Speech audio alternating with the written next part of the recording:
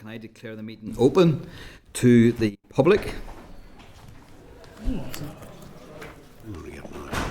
Oh, you are using No, that's one. No, Connie, I've got my own plug-in one. Can I welcome members to the 76th meeting of the Committee for Justice? Can I advise members that the committee meeting will be recorded and broadcast throughout Parliament buildings and online?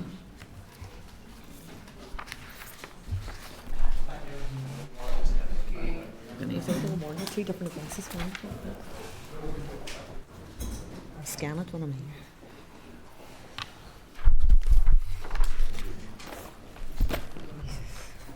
Oh my yeah.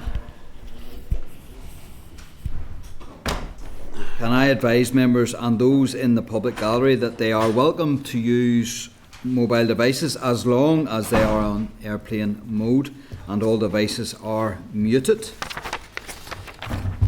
Attendees can also connect to the Assembly Wi-Fi and password details are available on the gallery rolls. It is not permitted to take photographs or record any part of the meeting. Can I advise members that it is proposed that the oral evidence sessions with the Department of Justice and with the British Association for Shooting and Conservation on the Department's proposed amendments to the firearms licences, fees and the bandit system will be recorded by Hansard? And can I seek your agreement for this? Agreed? Agreed. Can I remind members then that they are obliged to declare any financial or other relevant interests that might reasonably be thought by others to influence their approach to the matters under consideration? So can I ask, have any members got any interest to declare in relation to today's business? They should do so now.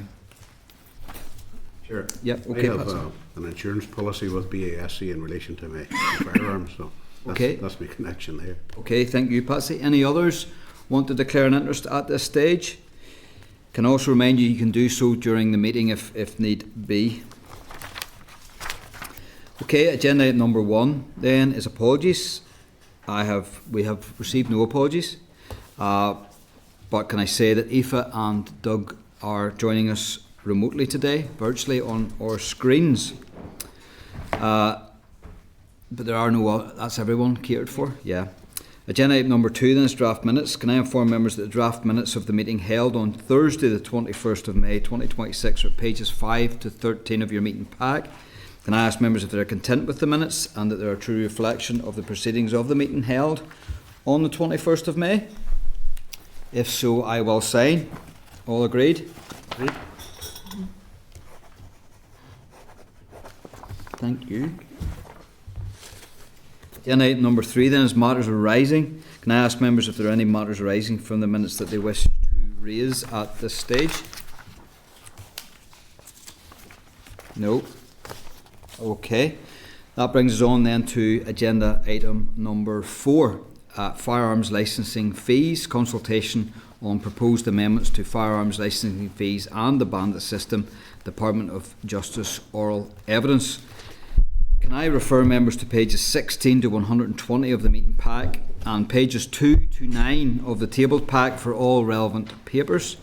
Can I remind members that at the meeting on the 26th of March 26, the committee considered the Department's paper giving notice of its intention to launch a public consultation to seek views on its proposals to amend 2 schedules of the Firearms Northern Ireland Order 2004.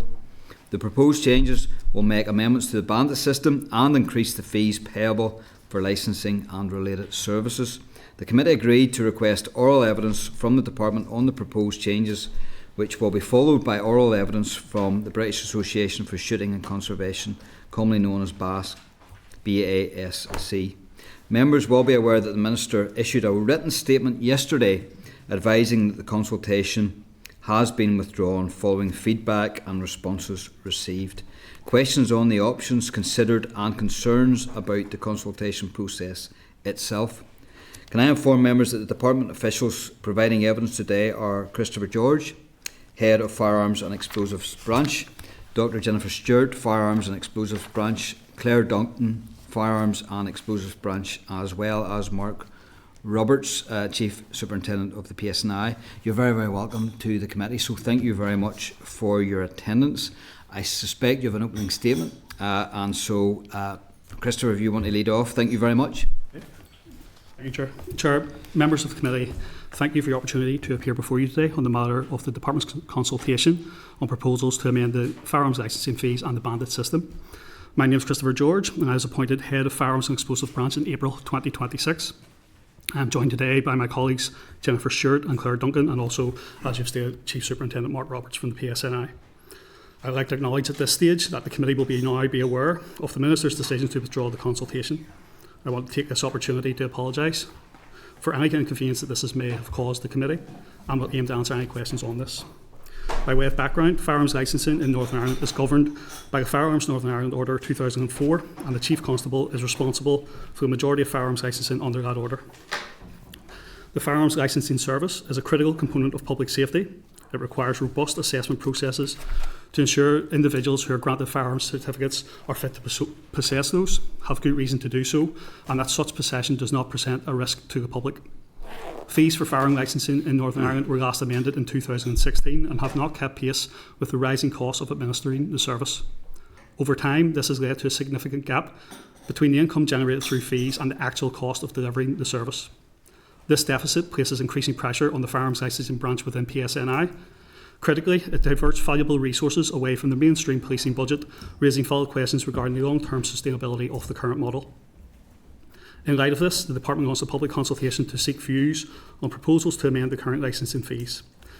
The consultation also saw views on proposals to add additional calibres of rifles within Schedule 1A of the 2004 order.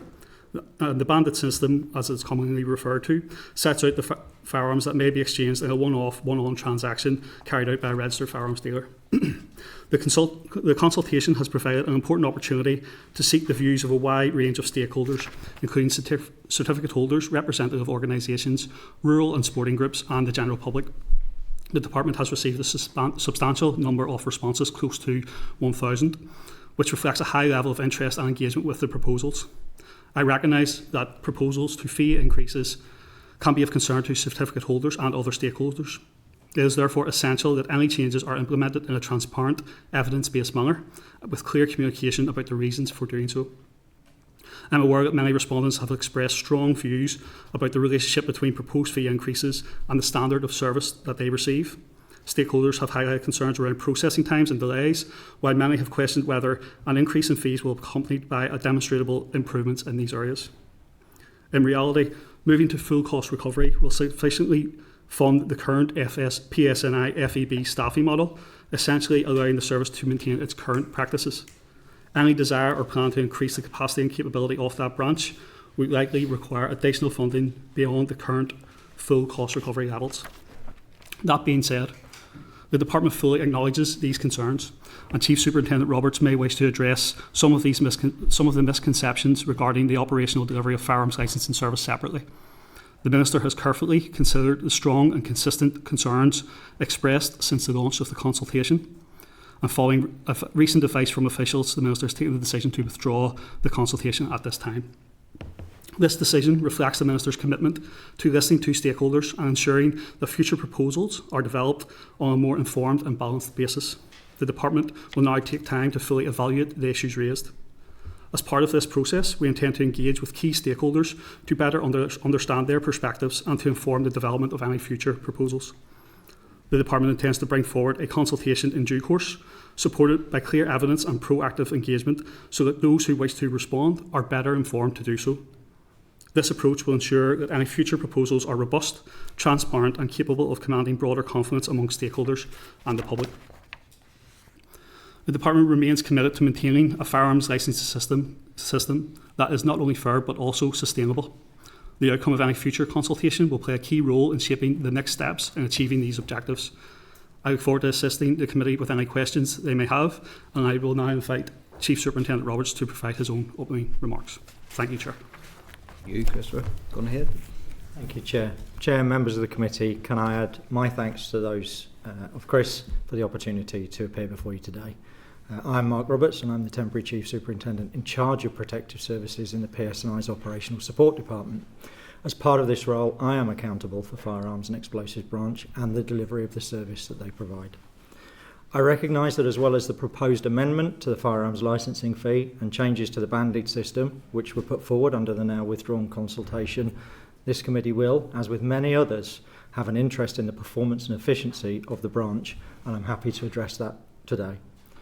Firearms licensing is one of the highest risk matters which the PSNI deals with, and even the most effective process of assurance before authorisation will always result in a residual risk as firearms enter the community. Our processing is always a balance of timeliness against the risk to the public safety, and one which I and my team take very seriously.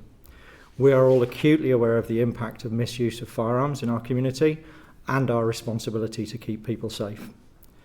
Addressing the criteria outlined in the firearms order in relation to fitness to be entrusted to hold a firearm and having good reason to do so makes it often necessary to carry out complex checks and seek additional information, often from third parties, to make the right decision.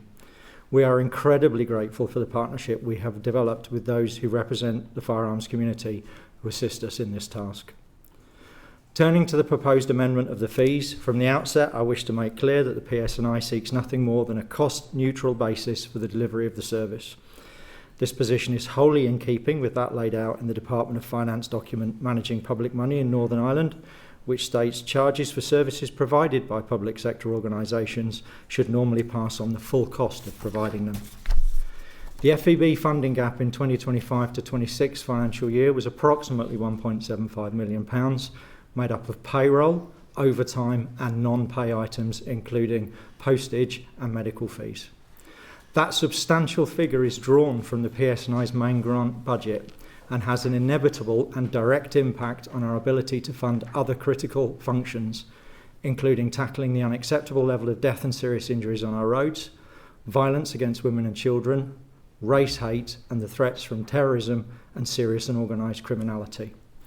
The Chief Constable has been crystal clear with the Policing Board and the public about the PSNI's stark financial position.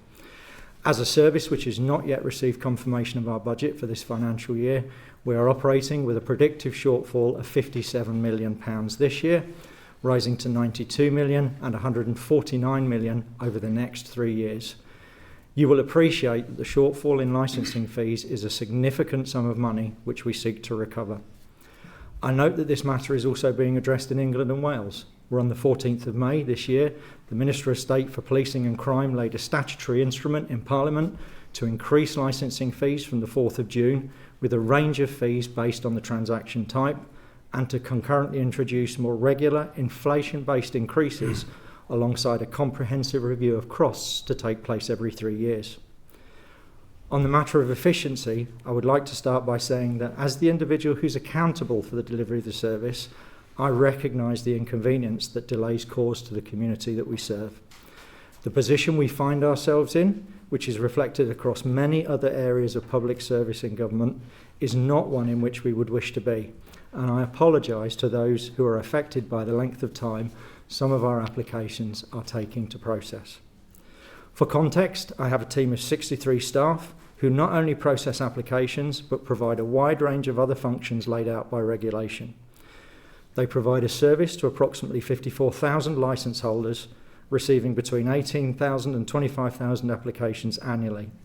As a snapshot of their work, between July 25 and December 26, they processed 6,636 firearm certificates, made 1,066 complex case decisions, processed 3,117 dealer variations, and made 132 seizure decisions.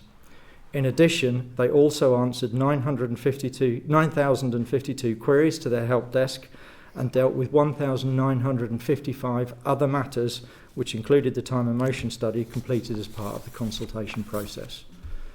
As a function, FEB has been subject to 5 inspections over the last 7 years, which have raised recommendations in relation to compliance around audit trails, application targets, performance reporting, online service enhancements, and the move towards cost recovery. The majority of these recommendations have been addressed and have enhanced our service. At the request of the Northern Ireland Policing Board, we are currently subject to a further deep dive review, which is being conducted independently of me and our branch by our transformation team within the service. The terms of reference agreed with the board are wide-ranging, and I can assure the committee today that if recommendations arrive from this review, we will act to implement them. The team have come a long way, and both they and I have an absolute desire to provide the best service possible to our firearms community. As the committee may be aware, His Majesty's Inspector of Constabulary Fire and Rescue Services are in the final stages of completing a review of firearms licensing in England and Wales. We're engaged with them and will work with them to assess how their recommendations can be applied here where they are relevant given the legislative difference between us. As part of the current deep dive review, HMIC FRS were asked to provide contextual benchmarking of the PSNI's workload and timeliness against national data for police forces in England and Wales to support interpretation of our performance. The initial findings they have presented to me state, taken together, the available evidence provides reassurance that the PSNI's FEB is operating at a level of efficiency that compares favourably with national experience in England and Wales. The PSNI processes a high volume of firearms licensing applications, equivalent in scale to that handled by large metropolitan police services elsewhere within the UK. The overall average completion time is below the national average in England and Wales for the year ending 31st of March 2026. While timeliness varies by application type, with initial grants and renewals taking longer to complete than variations, this reflects the greater complexity of these cases and their reliance on external dependencies such as medical information. This pattern is consistent with what is understood nationally, although comparable application type benchmarks are not published in England and Wales. Overall, the evidence suggests that the PSNI's firearms licensing function is managing its workload effectively, performs at least in line with comparable police services elsewhere in the United Kingdom, and demonstrates a higher degree of transparency through its routine publication of its performance data. Any remaining delays appear to be driven primarily by case complexity and third-party dependencies rather than inefficiencies in its internal processing. Now, I fully understand and appreciate that for individuals who are waiting for extended periods for their applications to be processed, this assessment by HMIC FRS will not bring them comfort. However, given the nature of the service we are providing, I must ensure that timeliness is balanced against the risk to public safety, and it is in the interest of all the community we serve that our work is carried out with the utmost diligence and professionalism. Thank you, Chair. Thank you very much, Mark. No further comments, I take it, at this stage? Okay, we're going to go straight into questions then, and I'm going to ask Connie. You're on the list first. Thank you for coming in. Obviously, this has changed significantly in the last 24 hours. I think every MLA here would be conscious of the position of public finances across the executive and our public bodies. But, you know, I do think that this place works best when people work together. So I'm very conscious that you said going forward, now the consultation's been pulled, you're looking to find clear evidence and proactive engagement before next steps are taken. Can I ask what that proactive engagement will look like and what those interested groups can expect? Yeah, thanks for the question. Chair, the intention, as you'd be aware, this is all came about relatively fast with the Minister making the statement last night that the consultation was being withdrawn. However, it's the Department's intention that we will work collaboratively with the PSNI and stakeholder representatives to gather evidence and practical insights that will inform any future policy. We want to proactively engage with those key stakeholder groups, possibly via targeted meetings, roundtable discussions, and so that we can maintain open dialogue.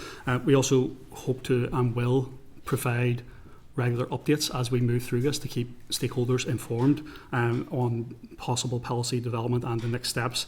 And we also want to demonstrate that our responsiveness by demonstrating what evidence we will use as we move forward. I'm keen that we are now taking the time following the Minister's decision to reflect on where we have got to. And I think it's important for the branch to do that. And once we have done that, hopefully then we can move to reaching out to stakeholders and begin that process of that engagement as we move forward.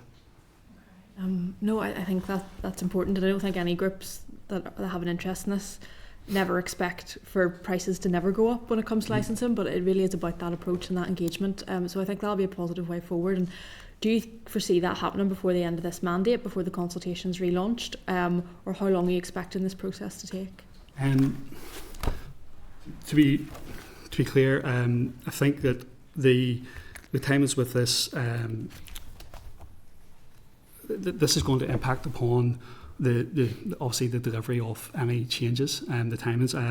The introduction of any amended legislation is highly unlikely within the current mandate. This in turn is going to impact upon the department's ability to consider other aspects of firearms and explosive legislation. The current 2004 order provides limited powers with regards to regulations. As a result, more substantial policy changes are likely to require primary legislation in a future mandate. But this decision by the Minister represents an opportunity for officials to engage, as I said, with PSNI, with other stakeholders, to essentially assess what resources will be required, how we can address the concerns. And whilst you're right in that fee increases are essentially no one wants to see it, however, I believe that if the branch can demonstrate that how we have arrived at those figures and the evidence supports that, then we hope that will provide a better conversation and gain more support from the stakeholders as we move forward. Yeah. No, I know, I appreciate that. And then that last question, Chair, if you don't mind there, I think you did mention that this could impact on other firearms legislation. What other firearms legislation are you looking to do? Well, it's essentially, I believe that the PSNI, we have ongoing engagement with the PSNI, and we have for a long time. And I'm sure that there are wider policing issues, maybe outside of the firearms issues. But again, we are very focused on the firearms fee as it is a priority for the department, and it's a priority for the PSNI. And for that reason, our focus is going to be solely on how we can reflect on what we have done and how we move forward with regards to launching a future consultation. Oh, thank you. Thank you, Connie. Thank you, Christopher. You said about policy development and next steps. What is the next step? What is the next step? Is the next step? Yeah, when you leave here today, what is your next step on this? I think when we return to the branch, we need to review how we've arrived at this stage. I understand it's not ideal. We understand that this is a wide-ranging topic that affects a lot of people. I also, just from a personal point of view, having joined the branch really in mid-April, it's clear to me that firearms ownership is not simply a regulatory matter. It's one that's closely tied to people's identity, to their heritage, and obviously to their rural life. I recognise the strength of feeling across that, so it's important that the branch takes the time to listen to stakeholders to see what we could have done differently, how we can address those concerns. How that looks right now, Chair, I think I would be reluctant to exactly say that, but we want to begin the process of reviewing how we've got to this position and take it from there. Okay, you said that the Minister, whilst it's the Minister's decision here to withdraw this consultation, you said it was from recent advice from officials. What officials advised the Minister? Okay, so we have been listening since the consultation launched. We obviously have received quite a lot of responses. We have had consistent responses with regards to the concerns that have been raised. The advice around that is that we have felt that there are some ways that the consultation could have been more transparent with regards to the publication of some of the data collection exercise that was referenced. We also believe that there have been some issues with regards to the consultation document itself. So we are concerned that this has not provided respondents with all the information to make an informed decision. And whilst we want to reflect on that, and we want to see how we can do that better in the next, if there is another consultation that's going on in the future.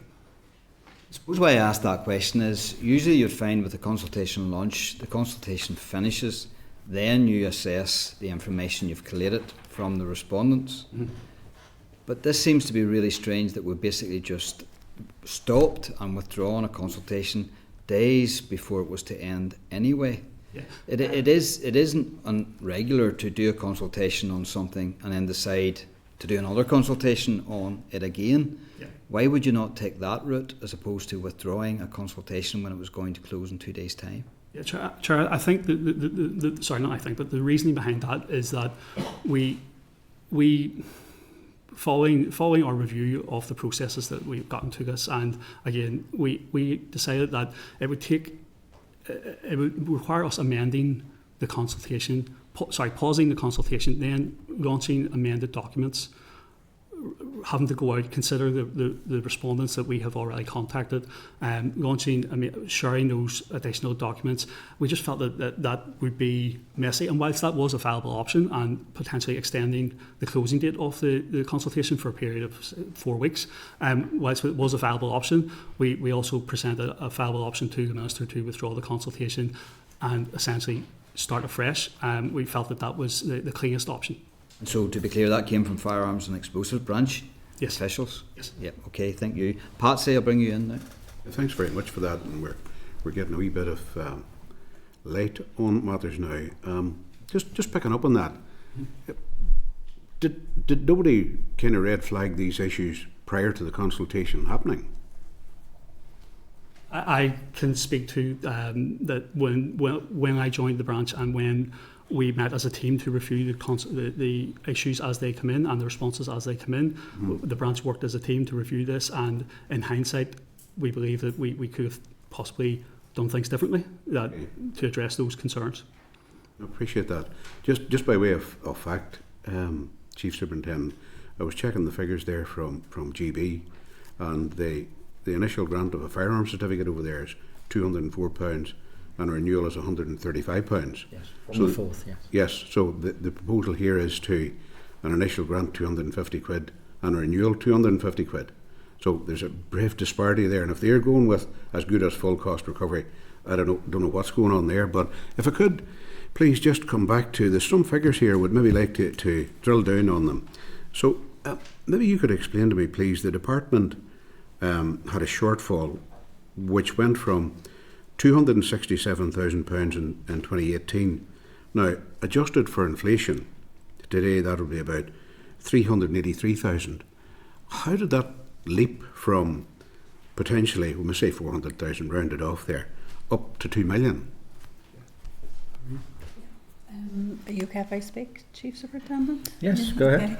Okay. Just from working on the consultation, I'm aware that the Firearms Inquiry Officers, the costs were attributed to the local districts in 2018 when the Northern Ireland Audit Office report was published, and they are now part of Firearms and Explosives Branch model, so therefore those costs are now... So, do they account for 1.6 million? Oh, that's the full costs of running, sorry, that's the deficit of between the receipts that are... No, my point is, sorry, if I could just explain that. The shortfall back in 2018 was 267,000. If you adjust that for inflation, that would today be almost 400,000. So, subtract 400,000 from almost 2 million, that's 1.6 million. Is that the cost of running the firearms officers in each district? That's the deficit between the receipts and the cost of running or providing the service. Oh, sorry, there is an increase. Why is there such a huge increase? That's why I'm saying. Yes, I couldn't speak to that because I don't work for the All right, police okay. now, but it'll be helpful if we heard that, because that seems pretty huge to me. There was a big difference, and we are aware that the Firearms Inquiry Officers' salaries were not included back in 2018 in that deficit figure, but are now. How many Firearms Inquiry Officers are there in total then? I don't know. You can appreciate the reason why, if there's been a huge leap in figure there up to that point, you're saying, well, why should that be the case? Especially now people are working from home, I know that, and I just don't know. It's for you to come back to us and explain to us why that should be the case. Now, if you want a bit of latitude, you can come back to us on that. I don't expect an instant answer today. You may well not have been anticipating that question, but it would be helpful, Chair, if we could have an answer to that. Chair, I would be happy to provide some measure that'd be great, thank you. If it would assist you. So, since 2018, the structure of the branch has changed. I now have 63 people who work within the branch, and the difference between the initial sum, which was chargeable with an operational support department, and the figure that you see now is the difference between what was costed to the function at that time and the figure that we have now arrived at, which is the full cost of the firearms licensing process we have.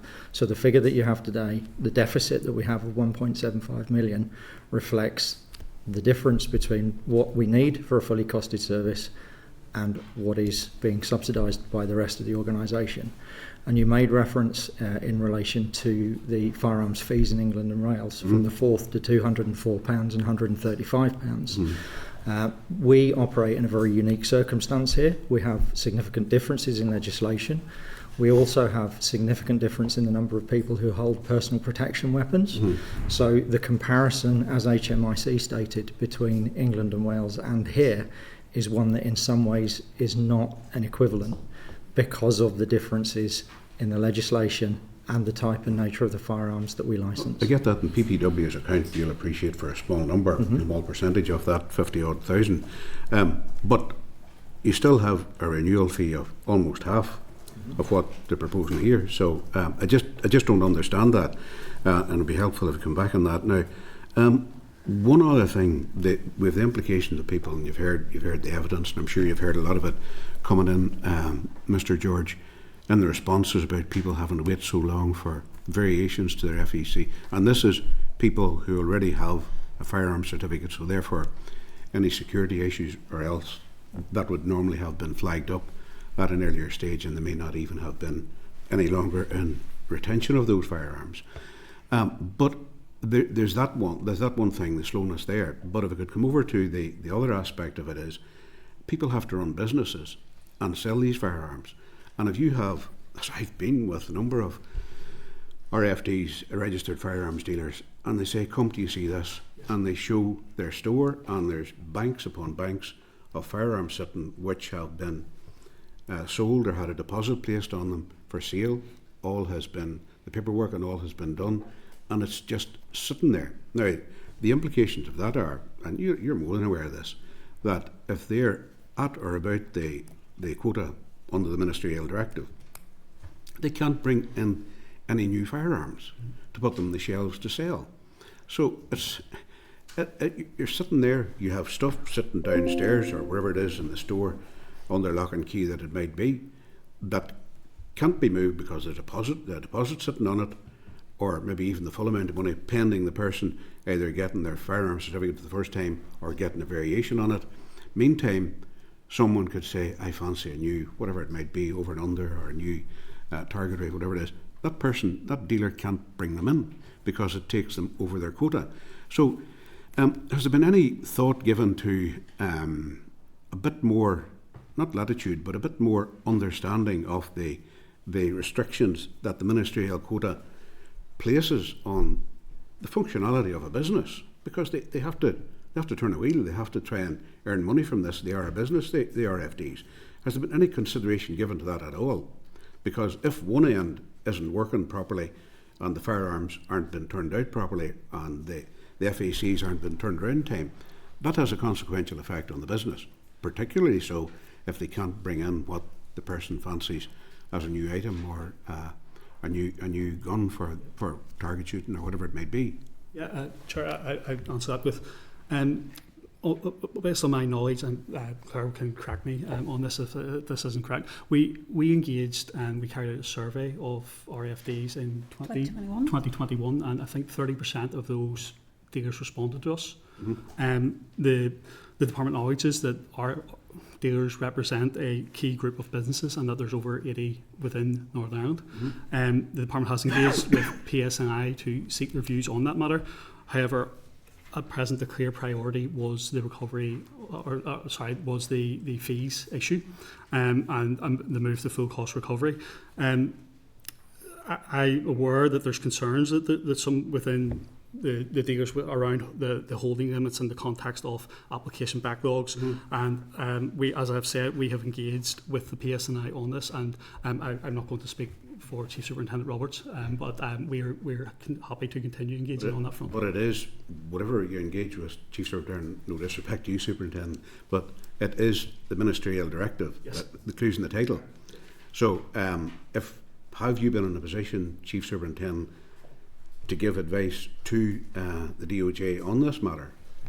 Yep, sir, it would be the opinion of the police service that at this time we would not support that.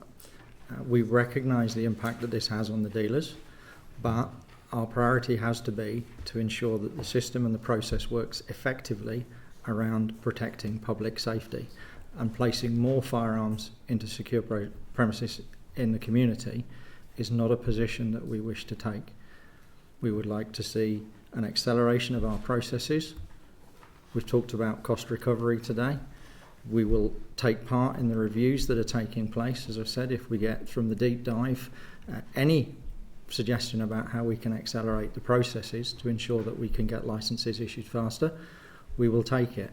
But at this time, it is not our view that placing more firearms into the community, into storage, would be a beneficial process. That would be a criticism of the DOJ itself, because they're the ones that sign off on the adequacy of the storage. It's not a criticism of anybody. It is our position that firearms going into the community present a risk to the community, and those firearms will be sitting because we have been unable to fulfil and complete the licensing processes for the individuals who will hold them. So until we can assure that the individual to whom the firearm will go to is a fit and proper person to hold that firearm and has good reason, then we would not be supportive of increasing the storage in the community. We're going way off in two different directions here. Okay. A person's ability to hold a firearm, and most of those, incidentally, are variations. So therefore, you've already said that they're a fit person to hold a firearm, right? Unless there's some newer young person taking it up. You've already said that. But that's a totally different argument to this one that I have here about the ministerial directive. And they're not going into the community. They're going into a fit and secure premises which has been signed off by the officials of the DOJ following many scrupulous inspections in some instances. So they're not going out into the community, lest that be misinterpreted by maybe someone listening here. No. They are being held within an armoury. Yes. Within the community. And when you say that variations from somebody who has already held a firearm, a significant amount of our work is when we carry out those variations, seeking further medical advice, providing further background checks, and quite often when firearms, particularly in the complex queue, go into that queue, it is because of the unique circumstance of the individual who is seeking them. So one of the things that we worked closely with other partners within Her Majesty's Inspector at Constabulary from conversations we had with them recently is the renewal process in itself looks different in England and Wales. So that's one of the things that we'll be looking at with them. But underpinning all of this is managing public safety. Yes. And the prevention of firearms going into communities unless we know that the people who hold them are appropriate to hold them. That is no criticism of the dealers whose current armouries, as inspected by the Department of Justice, are fit for purpose. Yes. And I recognise the impact that this has on them. But at this stage, it is our view that this process for licensing needs to change, and that I have to balance timeliness against the risk to public safety. Yes. And making a sticking plaster fix by saying you can hold more firearms rather than pushing through legislation and changes to regulations which will accelerate this process to everybody's satisfaction is not a solution that I would wish to pursue at this time. Now that's simply our advice to the Department of Justice. You invite the obvious question then. Of those number of firearms currently waiting for variation at FEB, how many of those have question marks over them? I couldn't tell you the figure, and I'll come back to you. You've invaded that question by the logic that you were taking there. And I'm happy to do so. And I did say earlier that I think there was something like we made 1,066 complex case decisions, 3,117 dealer variations, which is a significant number. But if there's a specific figure that you're looking for, we would happily bring it back to you. And why I say that, Chief Superintendent, is if I followed the logic of your argument to its conclusion, and I go back to the RFD and I look at those maybe 40, 50, 60 guns that's sitting in their armoury that can't be moved on, by no stretch of the imagination are those 50 or 60 firearms all complex cases. No. So that's where the nub of the problem is. Yes. And if they're complex cases, fair enough, I get that. I absolutely get that. If there has to be a further inquiry made by whoever it is, by medical or MI5, whoever it might be, I get all that and understand all that. But it's for the rest of those that are not complex cases that could be processed, that could alleviate it for the dealers who are having a problem with the quota of firearms that they can retain at the moment. That's the issue. Yeah. And it's probably a management issue to say, let's structure these, let's see what are complex, let's see what aren't complex, and those that aren't complex, that they maybe already have a firearms certificate, a good reason to hold it, and clean bill of health and everything, let's go with those. I just don't know. It intrigues me how that could be the basis of your argument whenever I know from the dealers that all those firearms that are sitting there are not all complex cases. And I would just be reluctant to allow that message to go out from here today. And I'm not saying they are all complex cases. When you look holistically about the issues we have with firearms licensing, the key piece that we were here to discuss today was the consultation on the fees. Yes. And that would make us cost neutral. HMIC have stated to us that they see our service as efficient and in line with the rest of the United Kingdom. To accelerate that process, we will look at the deep dive, we will take any of the recommendations that come from it, although I should state we have been reviewed 5 times in the last 7 years with no significant process recommendations changes made. We're told by HMIC we are comparable with the rest of the United Kingdom. To accelerate the process at the minute will take additional staffing. And at this time, as the Chief Constable has said repeatedly, we are significantly below the resourcing levels we should have to deliver a service in a comparable policing area. So at this time, putting a solution like increasing the numbers that can be held, which would very quickly, with the processes that we have, be filled, will place us in the same position within a period of time that I wouldn't want to put a measure on. So the process of firearms licensing is running effectively in efficiency. HMIC have stated that.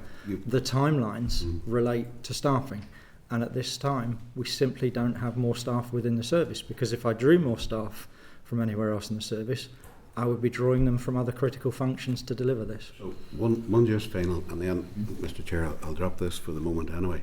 HMIC are saying you're comparable to other constabularies. I would dip in and out now and again of the other stuff, and I see similar queries, similar complaints coming about, and I read the shooting news and BASC, similar complaints about constabularies, with maybe the one occasional good comment here or there, similar complaints, similar issues been raised about delays. But the one thing I would just caveat everything, and just more or less marking your card rather than anything else. The last time, and the Chair and I were both in this committee, the last time we went through all this before, increased fee and will definitely lead to increased efficiency. It didn't. And you can understand there's a body of people out there who are shooters, who really enjoy their sports and all that. They're saying, this is Groundhog Day. We're going through this again. We were promised efficiencies, the dealers saying we're promised efficiencies, all that sort of stuff. And are we going to have to pay more to get more of the same? That's a concern out there, and it's important that you and the department are aware of that. And I'm fully aware of that. And I said, and I meant it in my opening statement, that I apologise for the delays that this is causing and the inconvenience that it's causing. And we do have, I'm grateful to say, since 2023, under the team we have seen a significant change in the relationship between the police service and the communities that shoot. Yes. We have seen a significant improvement in the work that team do. And the manner in which they do it, often in the face of quite significant abuse from individuals. If anybody's watched online, the responses today to the withdrawal of the consultation process, some of that abuse is directly pointed at members of my team who work very hard, delivering the service they do, often on overtime, to try and maintain the relationship we have with the communities. And I can only come back to, we are committed to the review the Policing Board are doing. We've seen what HMIC have said. We will adopt anything that will improve this service, balancing public safety against timeliness. And I know I'm a bit of a broken record with that, but that is where I am. And it is absolutely in my heart and the team's heart that if we can improve this in any way, we will. And as we spoke of the dealers, I understand the impact on them. As we speak of the shooting community, some of whom have waited in a complex queue for an extended period of time, we understand that. And and I'm happy to have my card marked, because the relationships that we have now are not the ones we had when we were here before, and we are more than willing to listen and to work with people to deliver service. Just about be associated, anybody who's abusive towards public servants going about their daily work, that's a disgrace.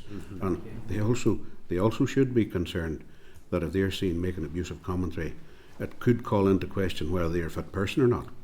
It has not escaped us. No. And thank you for your comments.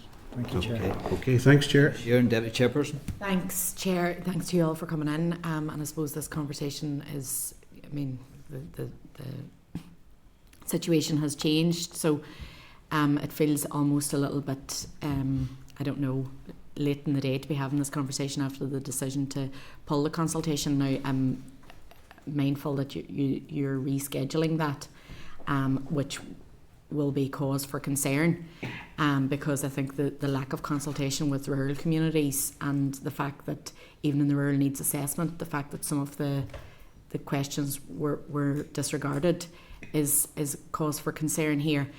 I can declare an interest as the daughter of a sheep farmer in the Sperrins who has a firearm because he needs it for his livelihood, and I suppose there's a growing feeling within a community like that.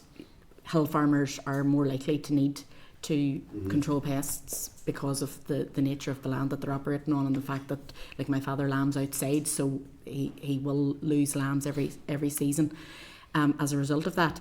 So it almost feels that particular group are being the victim of increasing pressures at the minute, and we see the cost of living increases, the price of fuel, all of the pressures that are on them, and this was something that was causing serious anxiety. So I suppose my primary concern here would be, how is that going to be considered ahead of this next consultation? What is going to be done differently? And the second question that I would have, and I note the reference to the system going online, and I don't know, maybe I missed it, around what efficiency it said that decision was made in order to provide efficiencies. I don't know what level, or if that has been measured in terms of what saving there has been from the system going online. But I would again make the comment that a huge percentage of the population who need guns to manage livestock are increasingly, and we see this from the Department of Agriculture as well, where every single thing is online for a cohort of people who do not work with online systems as part of their job, and it feels often like a barrier. And I know as a constituency MLA, I would very often have people coming in to me for help with these applications, both for DAERA and for the firearms licensing. So I think that in order to justify that, the saving would have to be significant, because really an awful lot of the time it feels like this turnover to an online system just isolates a rural community who are already isolated, and I think that point needs to be considered by the department. Yeah, sure. I would say that the Minister, the department, and certainly the branch ourselves, we are very conscious of the impact this is having on all licence holders and those that require the firearm for legitimate purposes, whether that's for obviously their employment, personal protection. What I would say is that it's essential that the reason for applying for a firearm certificate, the licence fee remains the same for all applicants as per the legislation. Each person must be assessed to be a fit person to hold that firearm, and they must have good reason to for having that firearm and any ammunition that is applied for. So I'm not going to speak to PSNI's processes, but we are aware of the concerns. As part of this pause, so to speak, with regards to the consultation, it's the branch's intention that we will again consider the documents that were put before that were published as part of the consultation process, to see if we can be clear with those, what we can do differently with regards to those.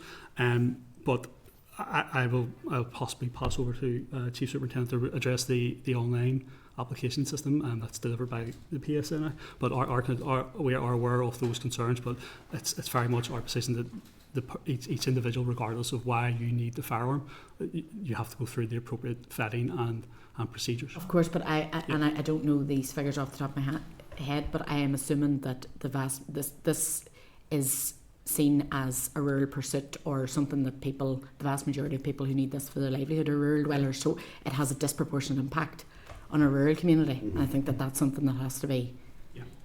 We are aware that people use firearms for sporting purposes, for farming, also for collection purposes, target shooting, for a whole range of activities. And we have provided the rural impact assessments, but we have also seen the feedback that's been coming from the consultation responses to date.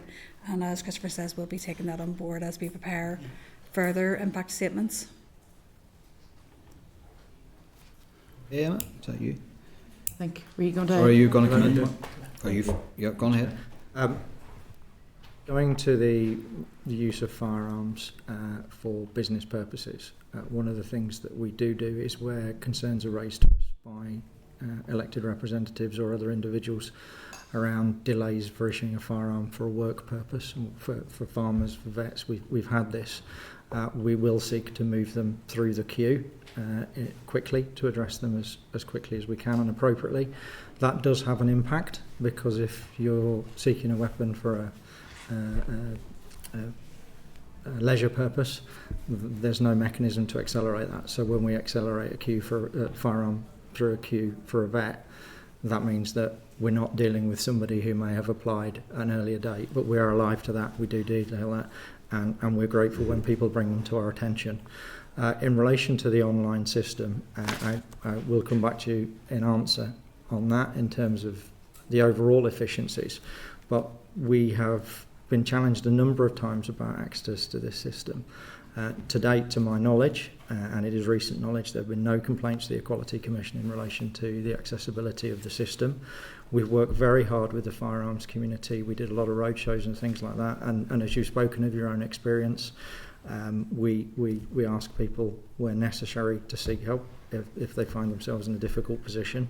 And the overwhelming feedback we've had about that online system is that it is welcomed, particularly in relation to renewals, where the system will automatically complete forms and documentation for you based on previous information.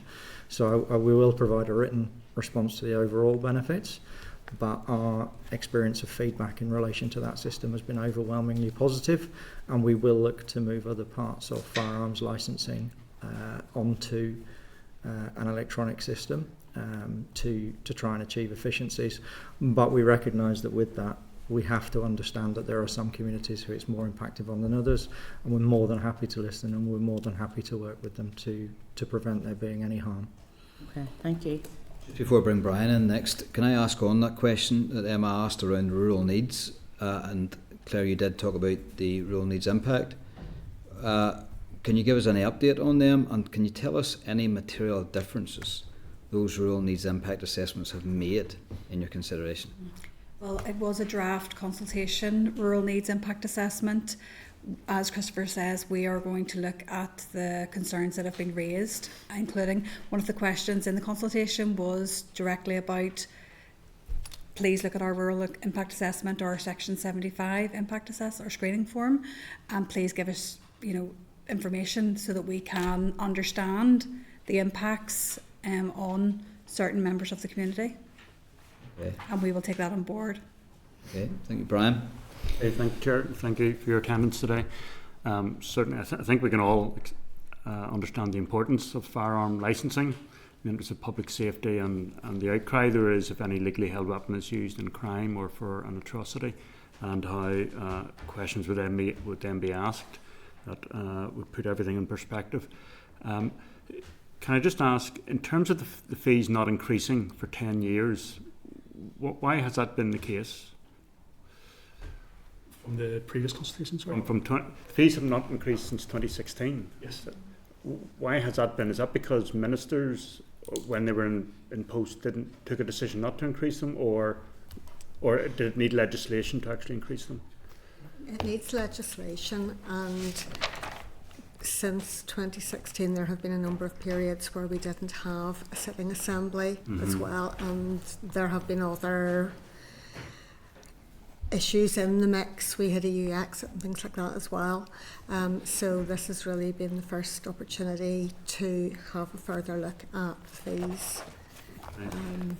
It's not like TransLink fees or housing executive rent fees that a minister can make a decision, or No, if we wanted to make more significant change beyond what's currently in the firearms order, we would need primary legislation. We can use secondary legislation to vary the sums that are in the current structure, but anything wider would require primary legislation, which would be much more in-depth, longer piece of work.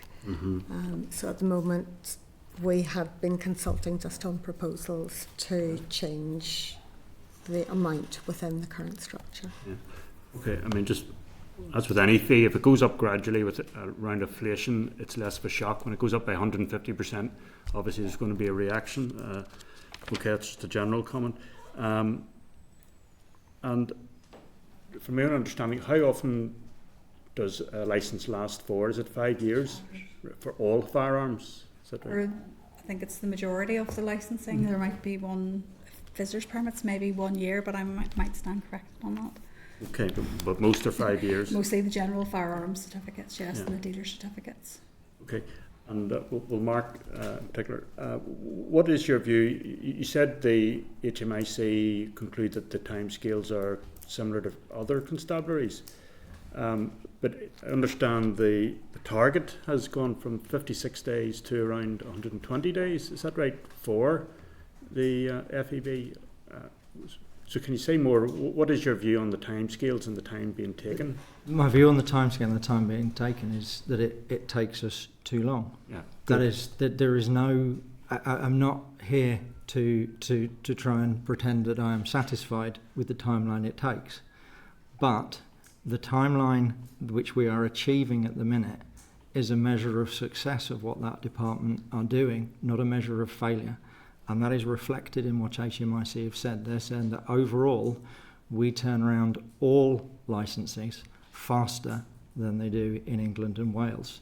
Now, that's obviously a huge bell curve, and there are some very long delays, and there are some turnarounds, particularly around variations, which are much faster.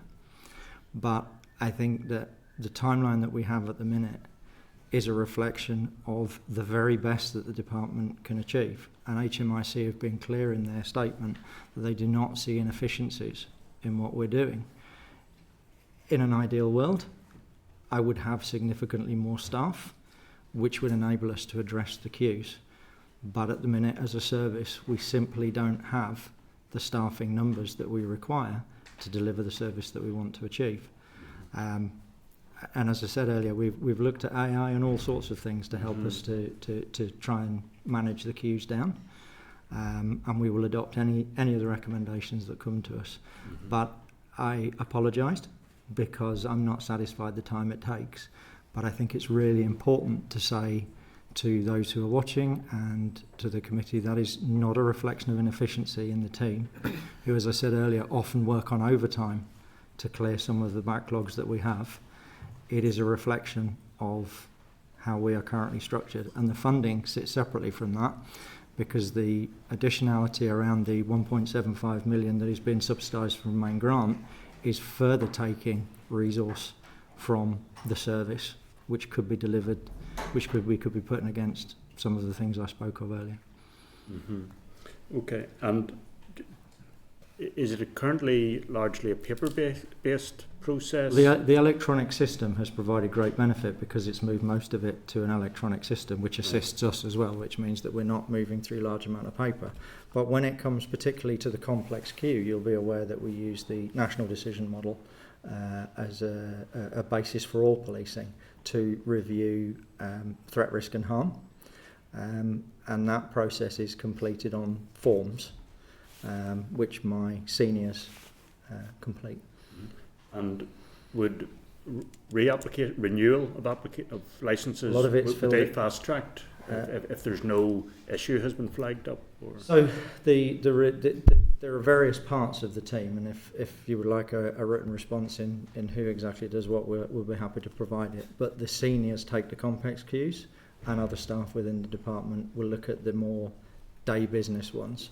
But if you move from a renewal where we are satisfied that there are no change and no differences in circumstances, whilst there is a risk and a residual risk that we can't mitigate, that is appropriate that members of the team who sit in the main office would deal with that. But when we move to the complex cases, they will move to the seniors because the risk escalates in that process. Yeah. Okay, and in terms of the whole issue around full cost recovery, no one doubts the pressure the police budget is under, and every section is under, but the police and the department provide various services in the interest of public safety, access and eye checks, policing at public events, parade applications. So I'm not making suggestions, but there's various things in the interest of public safety that don't operate on a full cost recovery basis.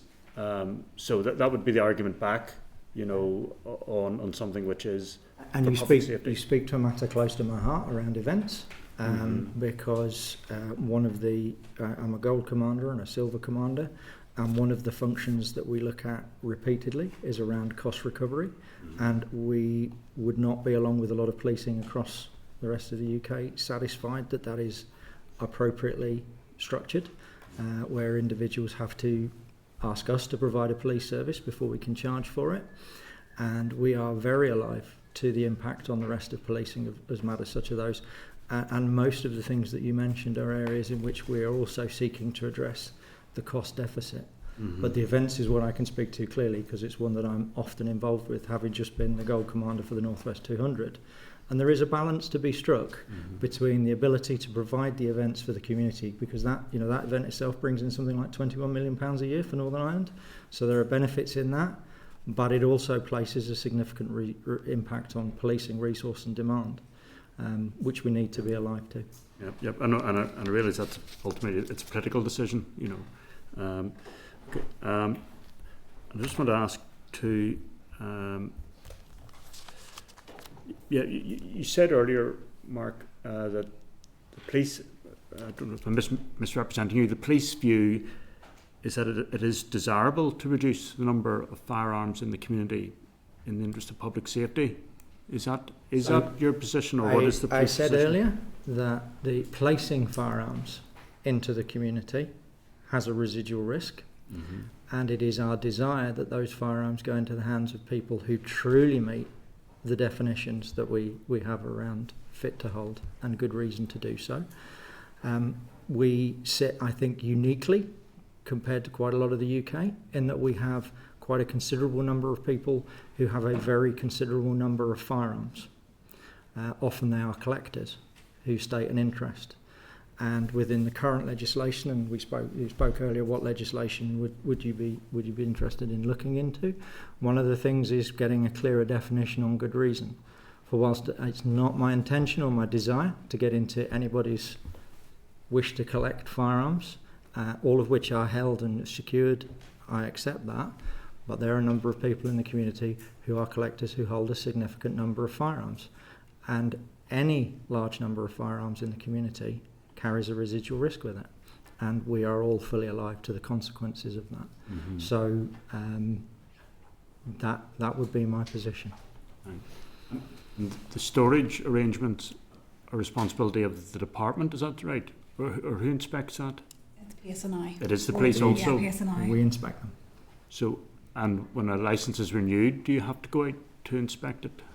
Or is it inspected once and then not again? So we have changed our process recently, where we will ensure that every location that holds a firearm is inspected at least every 10 years. Okay.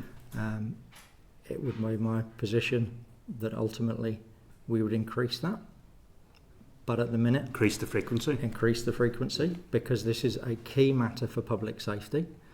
I am satisfied with the position that we have at the minute. We have made that change in response to recent events that have taken place in Northern Ireland. but we keep these matters under review all the time. Okay, thank you. Can I just add to that, because you raised something very topical, Mark, there, and I think important with regards to the good reason element. When you say good reason, that means good reason to enter a premises to inspect, No, or good reason to have hold our a firearms. Yeah, there are two criteria in terms of the firearm. One is that you must be a fit person to do so. The other must be that you have a good reason to do so. And at the present time, what are the good reasons to have one? There is no list. There's no definitive list of good reason, and that's why some of the firearms end up in the position with my seniors, because particularly in relation to so farmers in particular, in relation to vermin control, that's a good reason to hold a firearm. We see quite often significant changes within the sporting community, who often change type and nature of shooting classification that they undertake, and when that comes into us and they require an additional firearm, we will then have to work with, as I said earlier, and I mean it, the relationship we now have with the community, the firearm community, and some of those who are sitting behind me, is exceptionally good now, and we rely on them to help us to understand the sport and understand the good reason. But we see new shooting criteria, new classifications of sport, they're being made all the time. And we have to assess, is this a good reason for this new type of shoot that you wish to take part in? So the good reason is not to access it. The enforcement sits entirely with us in terms of legislation. That's something that we deal with. But the good reason and a fit person is to own the firearm. Okay, before I bring Kieran, you want a wee small one, Brian, on this? I just want to clarify, Christopher, I think it was yourself said earlier, in terms of the decision, the statement from the Minister who went out yesterday evening, can you just clarify again how that decision came about? Did you say it was a recommendation from officials within the firearms? Yeah, so as the consultation has progressed, the branch has been monitoring the responses from stakeholders, also the views of this committee, and also the wider sentiment around it. We have been looking at the responses, and based on that, and after reflecting on the process we have carried out and the documents and evidence we have presented to the public for their views. On that basis, we presented a submission to the Minister with a range of options, and that obviously then it was upon the Minister then to take her decision based on the information we had provided to her. And did you say the officials made a recommendation or just made a range of? Yeah, we had presented a series of recommendations, with possibly two as viable recommendations. The first being a pause in the consultation, and officials then work to amend the documents, provide more information to as part of the consultation process, and extend the consultation for a further period to allow those responses to come in. And the other viable recommendation was that we take the decision to terminate the consultation, and with a view to engaging constructively with the shooting community, with stakeholders, to better understand our views, so that we can inform our proposals and present clear data, possibly going forward. But yeah, those were the two recommendations essentially. Right. And the second one is the decision the Minister took then? Yes. Yeah. Okay, Thank you. Kira? That's just nicely, because that would be my first kind of area, Christopher, I'd like to focus on is the consultation itself. And I'm conscious you're only in April, but what actually went wrong? I can speak to my view is that we believe that this is a priority for the department. It's also a priority for the PSNI, with Chief Superintendent Roberts has clearly stated the pressures that the team is facing, and with the mandate approaching, we felt that we wanted to consult with the intention of, if appropriate and amenable, we could bring forward legislation within this mandate to address the funding concerns as soon as possible. Again, with the risk of repeating myself, upon reflecting on the comments concerned, we took a step back and we looked at the concerns that were raised and acknowledged that there were areas that we could have done differently. Could you highlight them areas? Because I think it's useful that everyone the you Yes. can highlight them. We know what they are, so we know what not to expect next time round. Well, I Because think- it's about building confidence now. Yes, And and I'm a strong advocate of pre-early engagement that helps design your consultation process. Yeah, That's and just that- giving you, because that's my background. So I think that's one of the things we identified was that it was our intention to launch a consultation to seek views, and we welcomed any engagement throughout that process. In hindsight, maybe it would have been a better route having that engagement early, and then being able to listen to the stakeholders, set out the issues, set out what essentially the department can and can't do, but also to provide a detailed evidence for the proposals that we have come up with. We identified that was an issue with regards to the consultation, as it's been previously alluded to with regard to the impact assessments as well. Possibly we could we have made those clear. can you drill down? Why did all that not happen? Because the departments are around a long time. They're consulting. Why did none of that happen? Now I know maybe Christopher, because you're quite new in and you've come in at the tail end. But is it because it was rushed? Is it because it was just focused on increased fees for full cost recovery? Why did none of that happen? Because we would not be here in this place pulling a consultation two or 3 days before it closes. I understand the concerns of the committee with regards to that. As you pointed out, I've come in, I've worked with the team. I want to also put on record that the team put a tremendous amount of work into this over the last few years. They've worked with the PSNI, and there's been a lot of evidence gathered.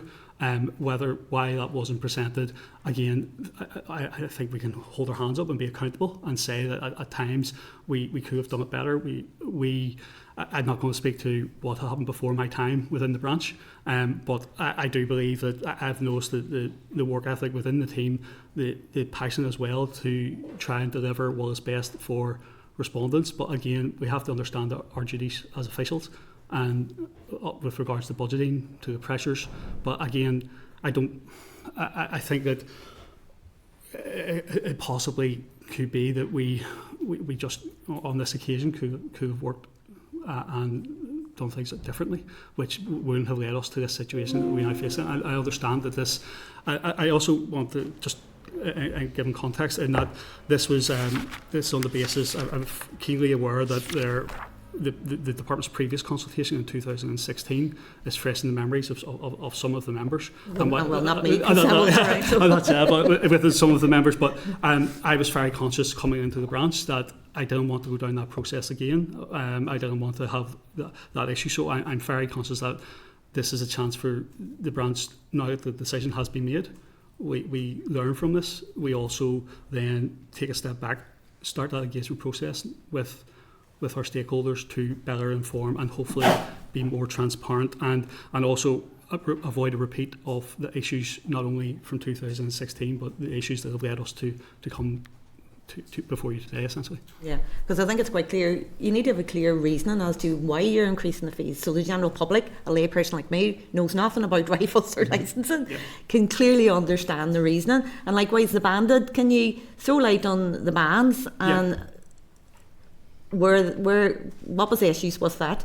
Yeah, so the proposals sought to add additional calibers of rifles to Schedule 1A of the 2004 order. Yep. The bandit system permits the number of firearms that may be exchanged in a one-off, one-on transaction by a registered firearms dealer.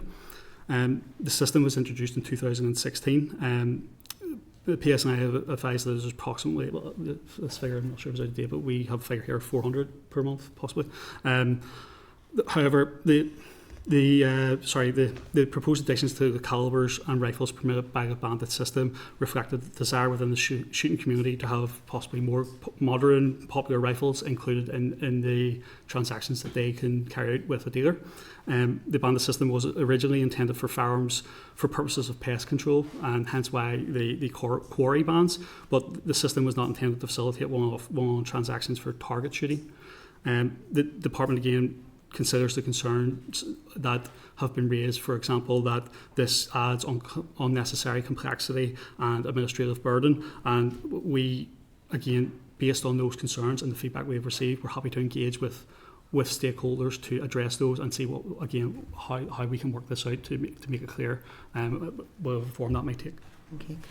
I just then secondly want to move on to the whole full cost recovery stuff. So just some of the So, things. see, before you do go on to full Yeah. cost recovery, can I just say, having been part of that and have the scars still with regards to 2016 along with Patsy, like, we're practically the authors of the bandit system, and at that point, whilst there was all the scars and all the bad faith at the start, we actually got to a really good position whereby there was great engagement by this committee, by the officials and by the firearms fraternity to really produce something really, really good that has now led to efficiencies in the system.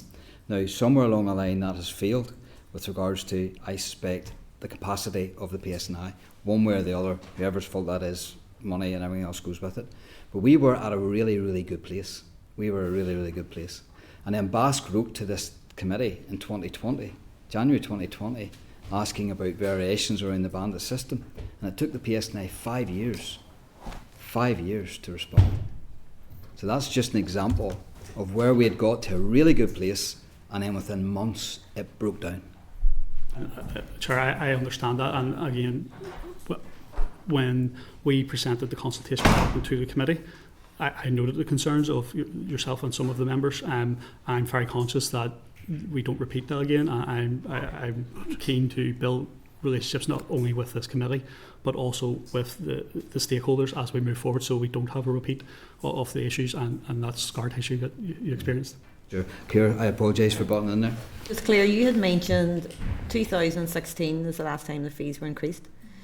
2018, you had mentioned that staff, the inquiry staff, that were not included are now included. Could you give clarity on that, and how many staff, and is that part of the 63 staff that are now in place that's caused the team for full recovery, or prior to 2016 many was in the team?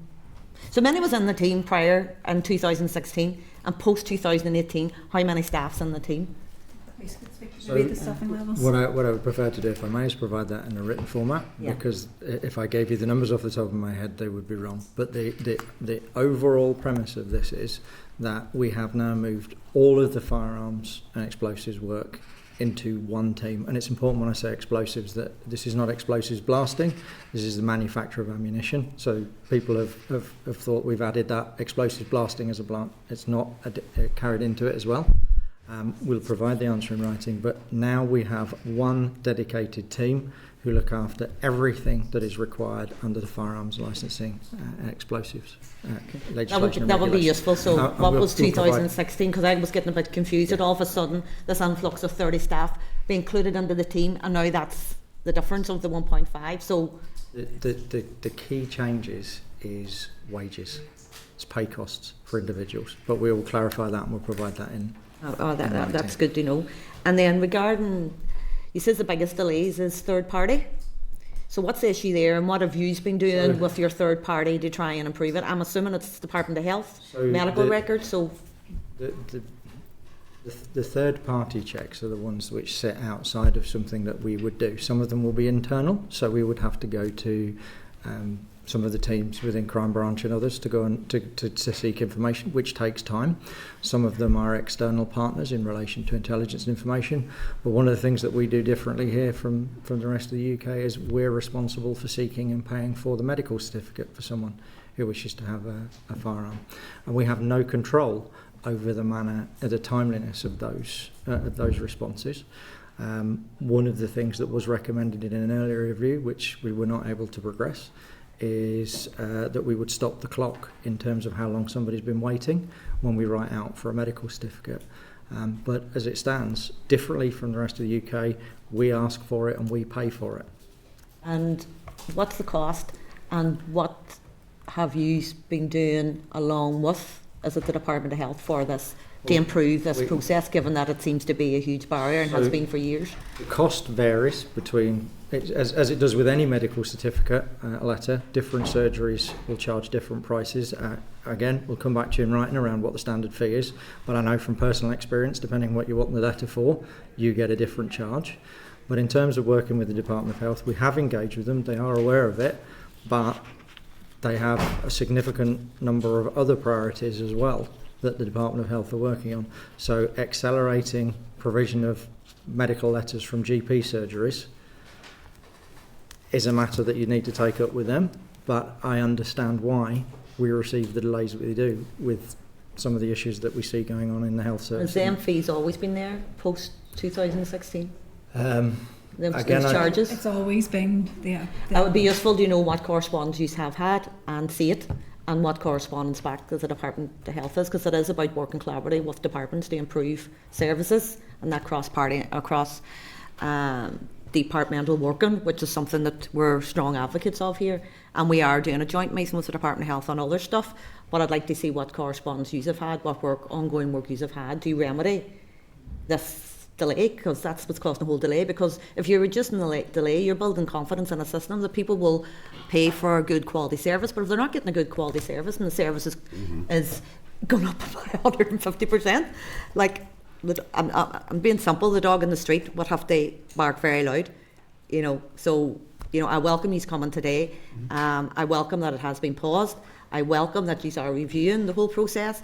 I welcome that there's going to be proper early engagement with all stakeholders in this, whereby everybody's working collectively together. And I welcome that it's going to be way more transparent and open and clear, and everyone can have a better understanding. And likewise, the consultation process, I went on it myself, to be honest, the actual survey. Were you capturing who was actually falling in these surveys? Were you capturing actually who was falling in these surveys? Because I didn't have to put my name, address or nothing in, and it was optional if I wanted to put an email address in, or maybe I'd done it wrong, but... It's also be considered... No, I only went in to actually see what they were asking. So we have to consider data protection and obtaining information that we maybe don't feel is necessary in order to inform the proposals. So while we did ask were they a firearms certificate holder or a registered firearms dealer, we didn't feel that we needed their personal information, and that obviously, and that lets people give their view without fear of maybe having their identity also known. I think that's something you should kind of review from a consultation process. People can consent to give their information, you know. So we also asked if people wanted to keep informed, and it was optional if anybody wanted to keep informed, and they could provide their personal information. But yes, I'm just trying to explain that we felt like we were taking information that we maybe didn't necessarily need, and that we were mindful of data protection as well. I'll just add to that again, as we move forward and work to introduce a future consultation, the documents, the method of the consultation and the questions that I've asked, we will consider those and see if there's any way this can be done differently. Just finally, just one, I think it would be pertinent as well, because you're talking about the processes at the minute, and if you want to accelerate the processes, you're saying you need even more. So I would like a clear picture of, if you had the ideal service and an efficient service and you're meeting targets, what would it look like in the future? You know, as you mentioned, additional staff, but we need to see the what you're proposing, and the future plan as well, I think is. If I may, by measure of assurance to you, the deep dive into that we've been asked to perform for the policing board, that is one of the questions. What would be the ideal service? What would it look like? So we will capture that, and that report will go to the board. I think one of the messages I want to really leave the committee and anybody who's watching this online is, we are providing a good quality service. We are keeping people safe in relation to that service. I am not content, and I've apologised for the timeliness of that service. And one of the key takeaways that I would like people to have from this is, we are simply seeking a cost neutral position at this time, so that we don't have to draw funding from other areas of policing to pay for firearms licensing, which is the position where we found ourselves in. And Chair, I didn't speak earlier, and I waited for there is no excuse for it taking 5 years to get a response from the police service. It's unacceptable, and I apologise to you and to the committee who bear the scar tissue from that. The team that I have now are very capably led, and through me, and I know I can assure you through them, that you will not wait 5 years for a response from us. And I use the word accountable in my opening statement, because I am accountable, and I'm happy to be held accountable for it as well.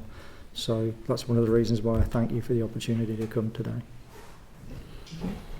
Just on that, because you do say that the fee increase, the rationale for the fee increase is all about the full cost recovery of what the system is now. In 2018, the Audit Office report, which has been presented by the Department as a motivating factor for the fee increases, states that the FEB had set a target of 56 days for progressing applications. What I'm hearing today is you just need this fee increase to stand still on the system that you have now. That is it. We need the fee increase to be in a cost neutral position.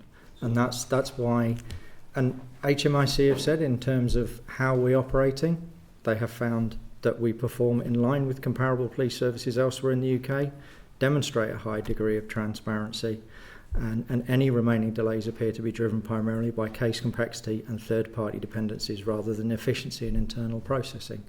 Now, if I had more staff to deliver this function, then that would necessarily speed up the processes, because the delays are, I only have a certain number of seniors, I only have a certain number of individuals to assess when they come in. The cost neutral position is about the impact on the police service as a whole and the impact on our communities as a whole. The wider piece around speeding up the system, we'll take any recommendations that we receive that say we could do it faster, but the reality is, in the operating environment in which we find ourselves with a £57 million deficit and at least 1,500 officers and several hundred staff less than we would perceive that you would require to police the environment of Northern Ireland, we simply don't have the staff to add to that. Why is it then that FEB has set a target of 56 days? Is that not a pipe dream? It's not a pipe dream, but where we will go now in consultation with HMIC FRS in particular when they publish their review is we will look to set a realistic target that we can work towards. Now, I know, having spoke to the head of my department, that their vision is that we can significantly reduce the backlog in delays. But that is going to take significant process change and more staff.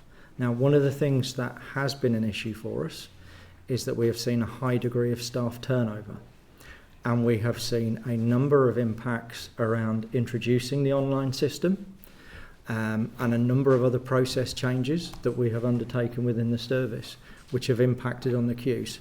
Because when I talk about those 63 people, they answered 9,000 queries from people. I would say, as a chief superintendent, the majority of paperwork that comes to me to approve in terms of responses or to write responses for relates to individuals who have concerns about the firearms system. So that team are not just doing firearms licensing, they're doing a whole range of other functions at the same time to ensure that we maintain public safety. And when cases come in that require urgent action, that means that the work for that individual for that day will cease. So there is not one group of 63 people who are just doing firearms licensing and then a whole other group who are doing all sorts of other things. That group is doing everything in relation to firearms licensing, frequently engaging with partners at this table and with the firearms community to provide updates, to consult on legislation, to consult on regulations, to answer queries. So we are doing our level best to reduce the impact of those functions, and bringing the FEOs into firearms licensing has provided significant benefits for us. But the timeline that we have in the minute, whilst I wouldn't say it's a pipe dream, I would say it was aspirational at the time it was published. It is something that we will look to review under the deep dive. And we could have said it's very difficult for a team who work as hard as my team do, and they genuinely do, to be reviewed 5 times in 7 years and then be told you're inefficient and we would like to do a further deep dive in relation to the work that you do. But nobody turned their noses up. They welcomed it because they, more than anybody else, if we can make this process faster, recognising that timeliness public safety issue, we will gladly take it and we will gladly do it. Okay, are you finished? No, I was just going to come in. It was the workforce issue and the staffing issue, and they've taken on all these additional responsibilities. but are they solely prescribed in the legislation, the responsibilities that they're doing that's prescribed for the fee, or are they doing additionality as well? Right. And then with regards workforce, because we've worked across all the departments, workforce issues regarding sick leave and stuff like that, is that something within that department is challenging regarding the workforce? We've faced quite a lot of challenges in that department, but since 2023, we have seen significant improvements within that department. We have seen the team that I work with I can't say it enough. They're really good. They're really dedicated to what we do. But as a public service where people get promotion, where people get transfers and take them, it's really important to recognise that those people have really key skills and operate in a really high risk environment. So this is not something that somebody can come into and in a week I can say, off you go. If you're going to manage complex cases, you're looking at a minimum of 6 months, possibly even a year's training before somebody is able to do that on their own. And when I have a small team of seniors who are training new seniors who come on board, that means that their time is taken up by training them. So the complexity of the risk that they carry is something that impacts on the training times as well. And that goes right from those who do the daily work on the simple re-grants all the way up. And we cannot step back from that because one wrong decision could have a really profound impact on public confidence in policing. Sorry, what's your establishment for senior team that deal with complex cases? What's your number? I will have to come back to you. And then your number then for ordinary applications and variations? If I may, Chair, I'll come back to you Sure. to give the right figures. And one of the reasons is that has changed recently. Yeah. And I have my staff establishment right now at 63. A breakdown of that I'd prefer to give you in writing so that I've given you the... Understand. Morris, Bradley?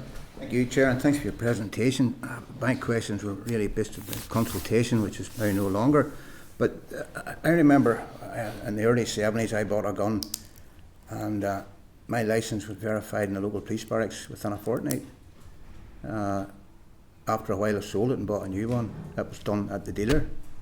And I think 10 years later, when I had no longer a safe place to keep it, I gave it up and I gave up the firearm because the dog died as well. And it just, no, didn't need it anymore.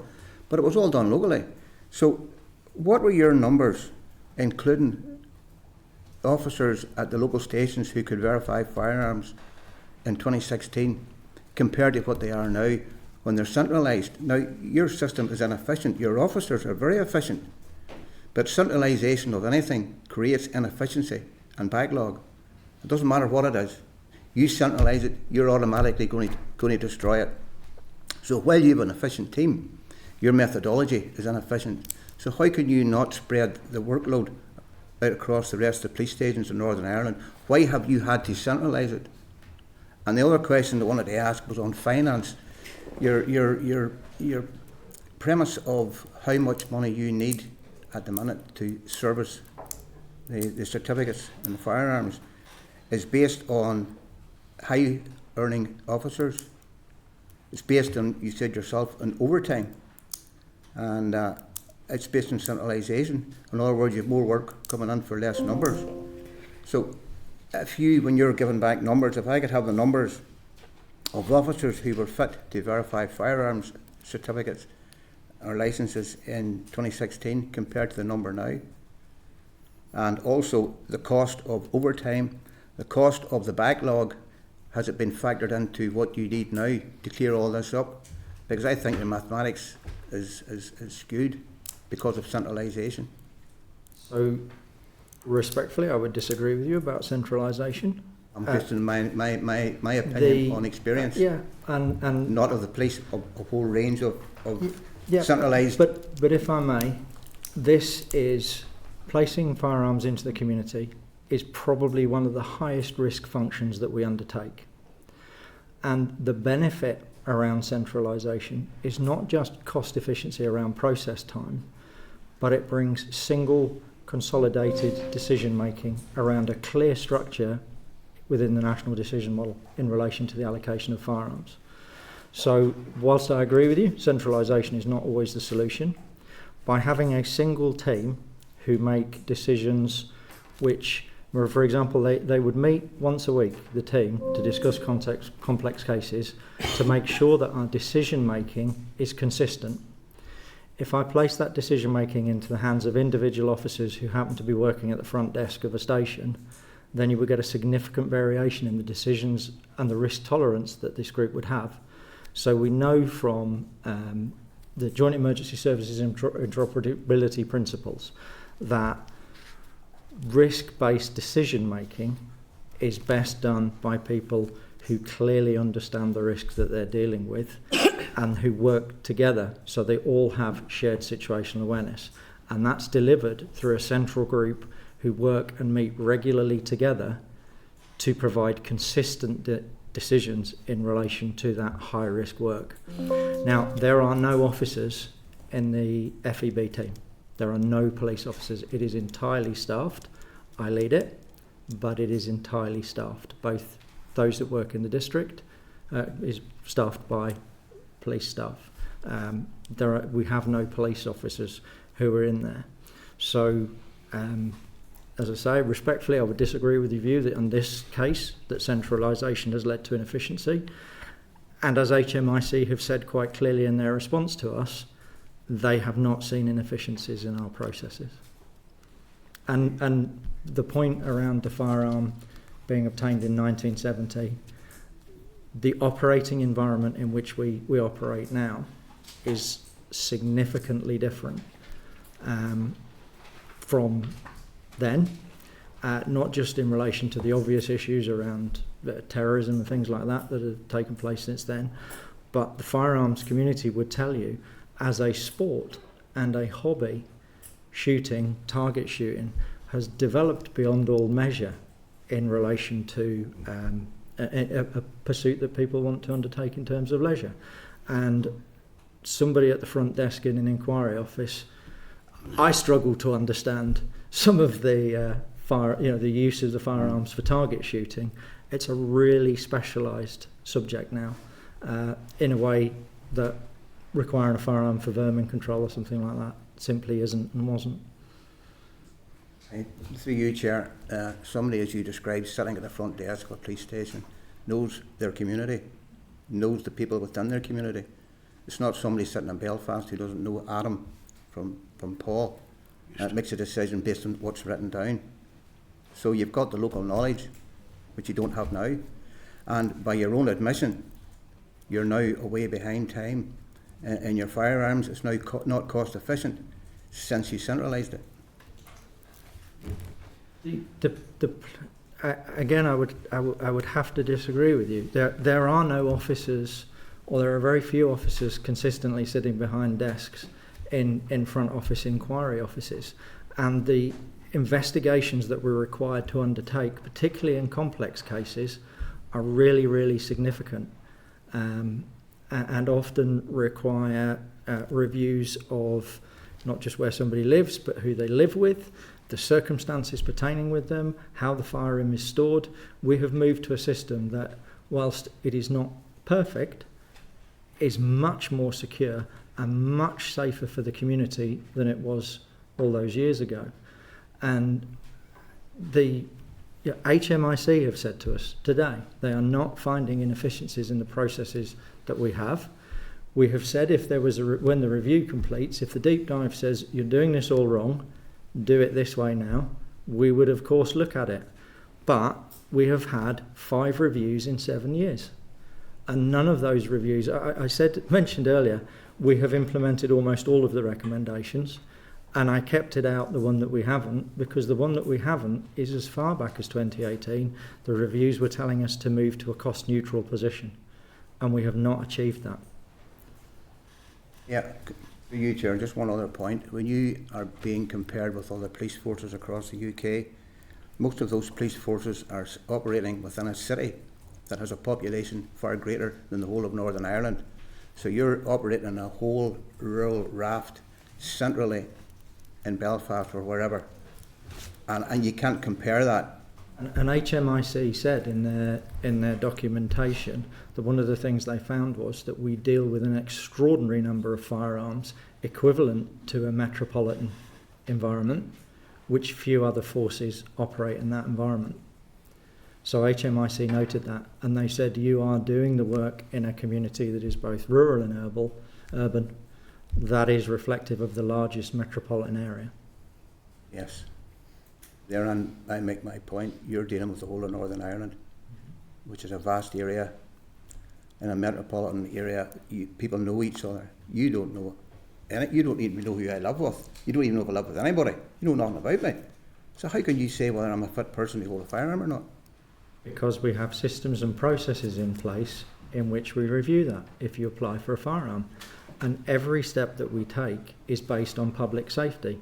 And I would say that none of us around this table want to see a firearm go into the community to a person who is not fit and proper or doesn't have good reason to do so, because the consequences of that happening, and I can assure you that when incidents happen, every single one of my team feel it. Did we push that certificate through? Are we responsible for that? The consequences of that are beyond measure in terms of the risk to public safety.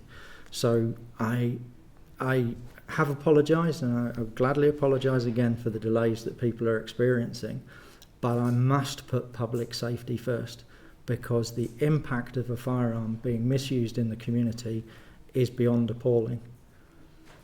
Yeah, I agree with you about public safety, but I do not agree the inefficiency of the system is not reflective of the efficiency of your officers. And that's my final word on it, Chair. Morris, can I just add, you talk about cost control, but you're also adding into that seizures, appeals, PrEP and Article 13, which is changing the goalposts in many ways, is it not? So I think one of the things that we've undertaken around the consultation is to listen to what people have to say, to be absolutely clear on what is and isn't being included. But the figures that we have arrived at, or the figures that we think reflect what a cost-neutral firearms licensing process would be, is primarily around the cost-neutral firearms licensing process. But we talked earlier of £204 for a licence in England and Wales. We have no figure in our mind of what we would like that price to be. It needs to be cost-neutral. But if you have £204 and then you pay for your medical certificate on it, you're not that far off £240, £250. Whereas in Northern Ireland, we continue to pay for the medical certificates as part of the process. So it was a consultation for a reason. We are happy to work with yourselves, the Department of Justice, and our partners who are both here and watching online. Patsy, you indicated you want to come in for a quick one. I'll just have one more question is, what do you do now with those responses that you've had, you've collated? Where do they go? Chair, I think with regards to responses, as I previously said, we have received, I think, close to around 1,000 responses, and again I want to place on record my thanks to those people that have taken time to respond and understand that it's frustrating that this decision has been taken. We will use those responses again to listen to the concerns, to analyse those for themes that have been raised, and use those again as we move forward with that engagement to understand what we could do differently. And finally, I hope and encourage those individuals and organisations to respond to a future consultation, whilst acknowledging that this isn't ideal. Okay, Patsy, you want to come in for a quick one? Very quickly. I've seen the pre-populated system and how it works, and dealers, and they've showed me that, and it seems to look well. But someone mentioned to me, I don't know whether it's anecdotal or whether it's, at the other end, do you still utilise paper-based stuff at the other side? In other words, I'm looking at pre-populated system, that looks great, but is the same pre-populated system used at the other side to process the firearms certificate? We see the same, and one of the benefits, as I said earlier, of that system is when we're doing variations and things, it fills in all the personal details and everything else for somebody. Yes. There are, as I said, say for example there is an issue and we need to move to a complex case, then we start to fill in forms. Some of them are done manually, some of them are done online, depends on the nature of the form. But the overall, the overwhelming amount of work is done on an electronic system, so it's not like we print something and then start filling it in again. All right, okay. No, just someone had mentioned that to me, but thanks very much. And just to make the point, the £204 is for the initial grant. That's someone starting new. it's 135 for renewal. Renewal, yeah. That's a big difference It was- from what's been suggested here. I was looking at the fees earlier. There's a bewildering variety of different Yes, fees for those different. too, I mean, so- that is completely structured differently. Uh, 200 for a shotgun, for example. Yes, and the regrants Yeah. lesser. But thank you for your time. Thank you. Okay, folks, thanks very much for your attendance here today. That's everyone that's wanted to ask the question that's been asked. Thank you very much for your answers, and I wish you every success in the way forward with regards to your next steps and with the consultation with the community out there, and indeed the firearms fraternity, and indeed this Justice Committee. So thank you very much. Thank you. Thank you very much.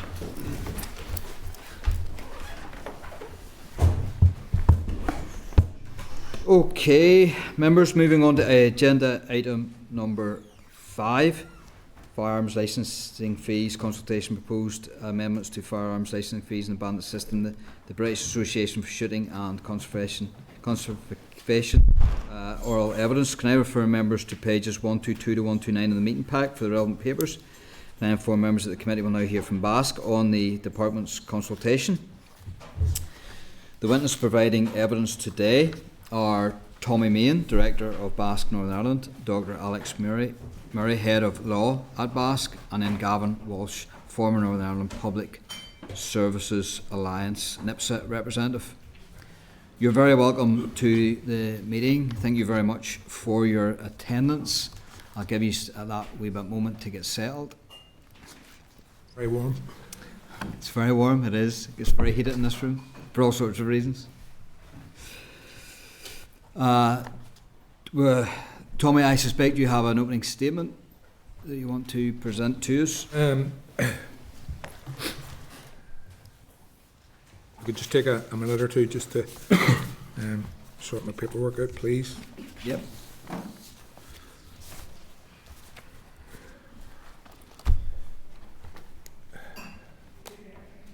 Good afternoon, Chair and committee members.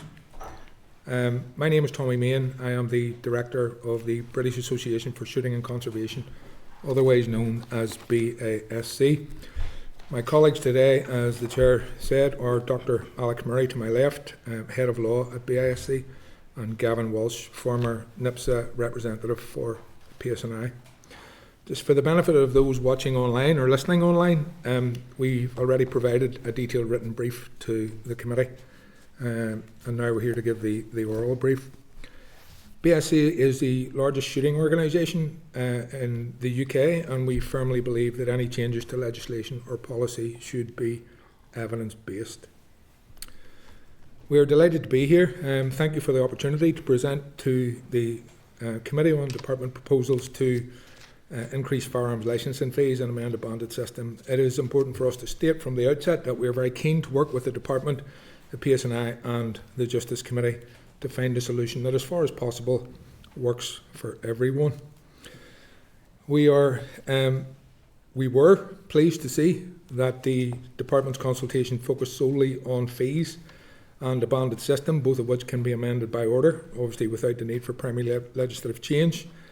And when the consultation is brought forward, the new consultation, we think it would be beneficial if it was again focused on those two areas. I think otherwise we risk getting into a protracted period of engagement, as some of the committee members will know from the last consultation around 2012.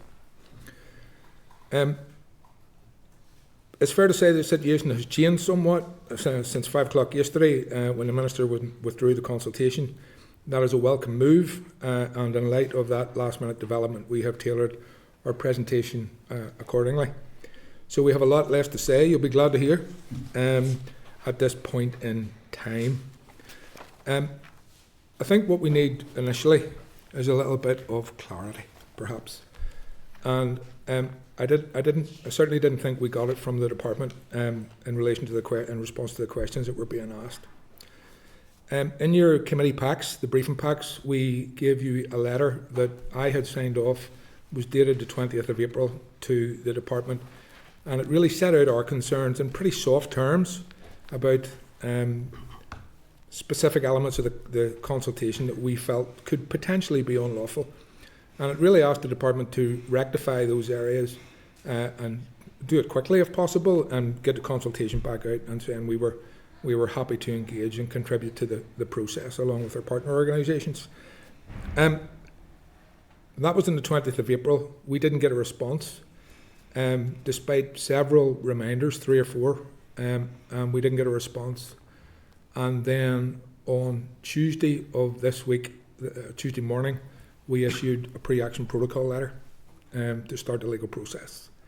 And then, as you know, the consultation was withdrawn yesterday. I'm not sure if you're aware of that, but if you're not, you are now. And that's where we are with it. In terms of our concerns in respect of the consultation, I will get into that in a second or two, but I'd just like to get back on to my brief. We're talking now about our concerns and the PAP letter and the department's failure to respond to us, but it throws our brief out of sync, so to speak, because that wasn't forthcoming from the department. In terms of the economic benefit of shooting, there are 54,000 certificate holders here, roughly, and the 2024 Value of Shooting report highlights a positive role that shooting plays in the management of around 1 million hectares. Some £10 million is spent by people that shoot on habitat improvement and wildlife management here each year. The voluntary conservation work carried out here requires the equivalent of 500 full-time jobs to replace those efforts. Wider afield, recreational shooting is worth around 60 million per annum to our economy, and the sector sustains roughly 1,200 full-time jobs. I just take a minute and set a little bit of context before we go back to our concerns around the consultation. I would like to mention the Northern Ireland Firearms Representative Group, which was formed back in 2021 in response to deep-rooted concerns around PSNI firearms licensing. It was really on the back of the Firearms Magazine debacle. The NIFRG, as it's called, consists of 9 organisations, including all the main shooting and countryside organisations: BISC, Country Sports Ireland, the Scottish Association for Country Sports, the Ulster Rifle Association, the Ulster Clay Pigeon Shooting Association, the Northern Ireland Small Bore Shooting Association, the Northern Ireland Practical Shooting Confederation, the Northern Ireland Firearms Dealers Association, and the Northern Ireland branch of the British Deer Society. The group is currently chaired by BISC with a secretariat provided by Country Sports Ireland. The NIFRG have a previously agreed position on fees, the fees increase, which is we are strongly opposed to any increase in fees without a full, independent, transparent review of the necessary processes within firearms licensing. The review should involve the Firearms Group, and our participation in that regard has previously been agreed by PSNI, and that is a matter of record.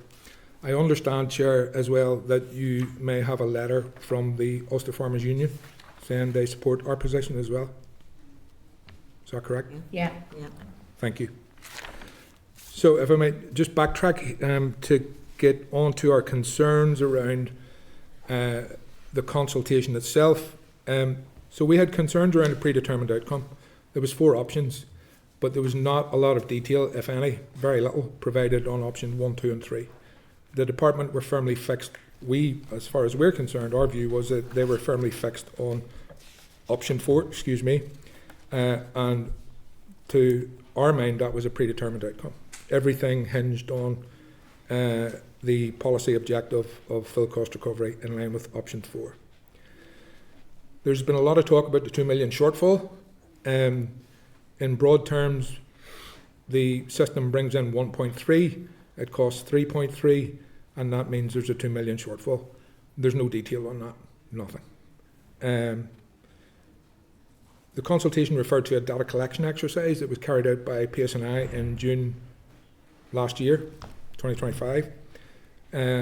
But yet, while the PSNI had done that, in my understanding that was passed to the DOJ, there was no detail of the data collection exercise in the consultation.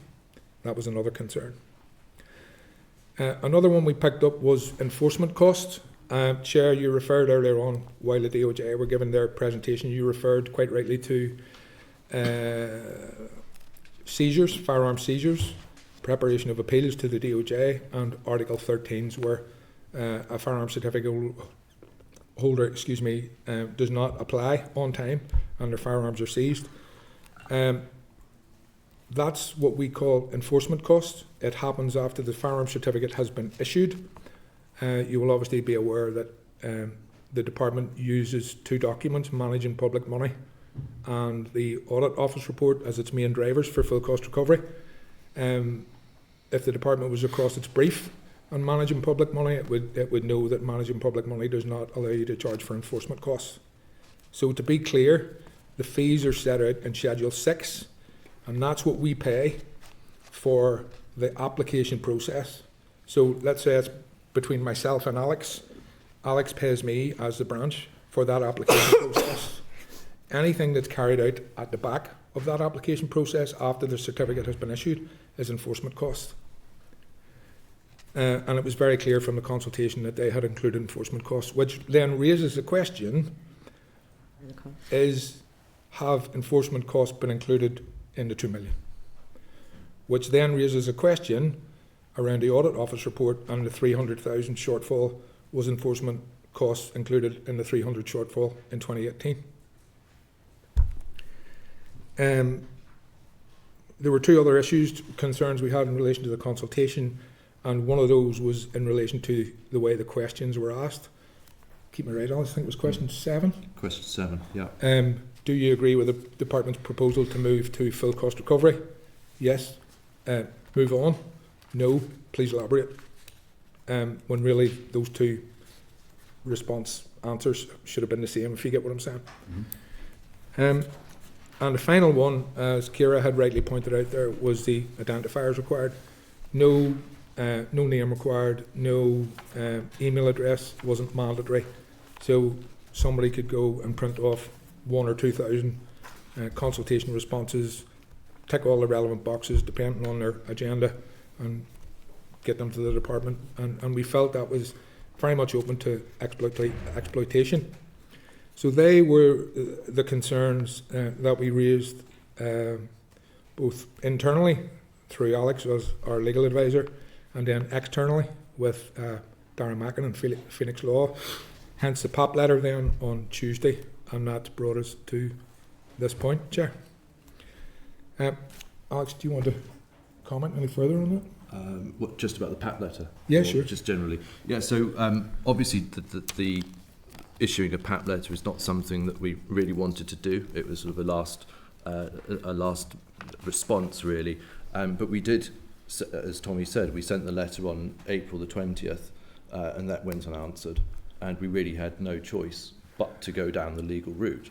And that was one of the reasons, presumably, why the consultation has been paused or withdrawn. And perhaps not just in relation to the consultation responses that the department was receiving and reading, as they said they were doing when Mr. George was giving evidence. Thanks.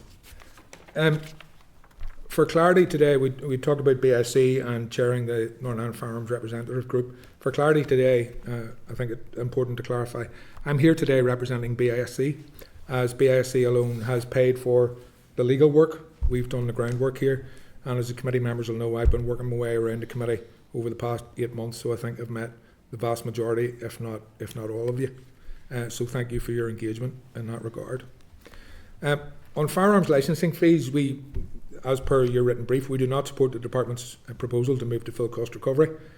The DOJ consultation consisted of 7 documents, roughly 100 pages, and between 35 and 40,000 words. But yet, having been through all of that, I still couldn't tell the committee how much it actually costs to process an application for a firearms certificate,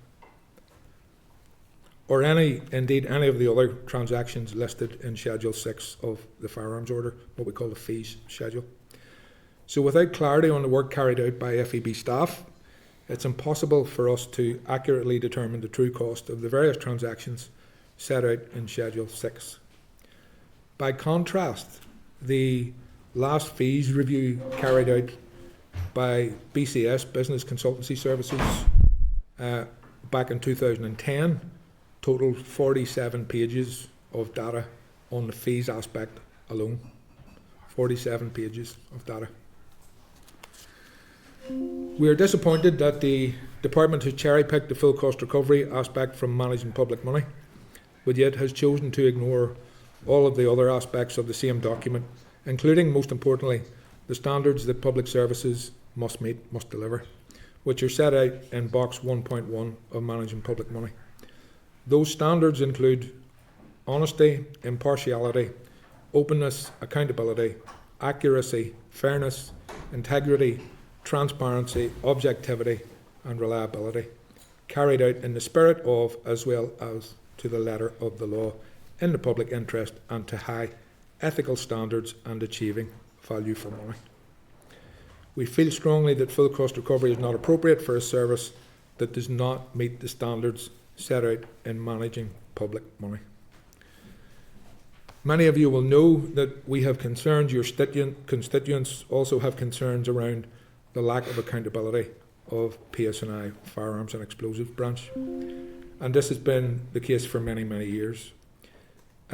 By way of solution, and as a first step in achieving greater accountability, we think the implementation of a service charter, which is permitted under managing public money, would be a step in the right direction.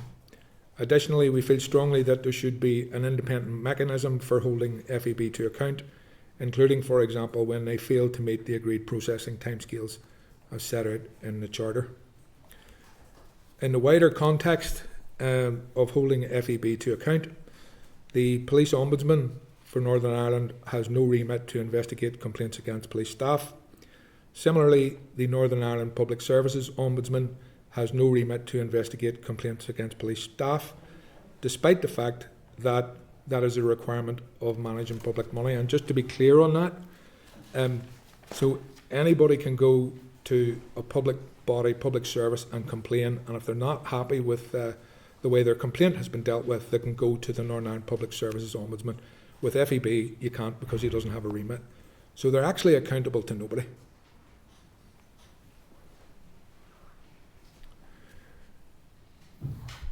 FEB did, under pressure, back in January 22, they did, as a result of pressure from the Firearms Group, introduce their own internal complaints procedure. This is a public body in 2022 introducing its own complaints procedure, and hasn't had one before that. Really, we don't have any faith in that complaints procedure. It's PSNI marking their own homework. It has no credibility, it has no integrity, but we pushed for it for a reason, because it was the first step, a small first step in achieving greater accountability. In the context of accountability, there's also an issue in relation to how key staff are deployed. So, for example, senior firearms licensing managers, how they are deployed is a very important aspect of FEB's job, day-to-day job. We call them SFLM, Senior Firearms Licensing Manager. They are key decision makers, and as such they play a critical role in the day-to-day operation of firearms licensing. Yet on occasion they can be redeployed on the whim of the head of branch, can and have been. And when that happens, the backlog starts to grow. At one point in 2022, when asked how many SFLMs they had in the department, the response was 9. And then the obvious follow-up question is, well, how many of those 9 are working on files? And the response was 2. When asked what the other 7 were doing, they were redeployed at the direction of the head of branch doing projects, but we didn't get any detail on that. And my members, BSC members, and the wider shooting community, and the members of our partner organisations are paying for that. Just to have that on record. Can I speed you up, Tommy? Can I? Yeah, sure. Given the vital role that FEB plays in helping to ensure public safety, we feel strongly that any income derived from firearms licensing fees should in its entirety be ring-fenced for the branch. Additionally, we feel that the Chief Constable should ensure that FEB should be staffed to full capacity. The implementation of both measures should, hopefully, help ensure that FEB performs to the standards set out in managing public money. Box 4.9.1 of managing public money states each public sector organisation should have sufficient staff with the skills and expertise to manage its business efficiently and effectively. And I would add that this aspect of managing public money also applies to the Department of Justice in the context of administering the appeals process. Just onto the banded system, our submission in 2020 contained a very limited number of calibres, and that was done intentionally just to make it more palatable and acceptable to PSNI and DOJ. When we brought the banded system forward back in 2012, 2013, both at PSNI and DOJ were very much against it, as they didn't see the benefits, but I think that has changed significantly to see the benefits of it now. Adding more calibres to the bands would, if done correctly, significantly reduce the administrative burden on FEB, as it negates the need for an FAC holder to submit an online application via PSNI, which could take many months and sometimes longer to process. As things stand currently, banded system transaction costs £15, which is half the price of a variation by PSNI. Adding more calibres to the bands will give FAC holders greater choice and flexibility when it comes to acquiring a new rifle directly from a firearms dealer in a same-day over-the-counter transaction.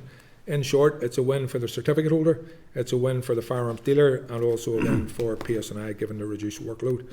I would add that similar transactions in GB, although they don't have a banded system, but similar transactions in GB and in the South are free of charge. So I think we absolutely need to revisit the cost of that transaction specifically. We also feel that the banded system should be reviewed and updated every 5 years, at least every 5 years. In terms of the way forward in the banded system, we have drafted a more comprehensive version of the proposal contained in the consultation. We're happy to share that with PSNI and the DOJ and bring it back to the committee if the committee thought that was appropriate. We note from the DOJ paperwork that was shared with the committee that PSNI have some public safety concerns around the banded system that wasn't put in the public domain. And that may well be the case. However, if that is the case, then we would appreciate the opportunity for the PSNI to share those concerns and discuss those concerns in order to find a way forward. I'll close on the ministerial directive that Patsy referred to earlier on. So we have firearms dealer trade members, and many of them are having difficulties with the cap on their holdings.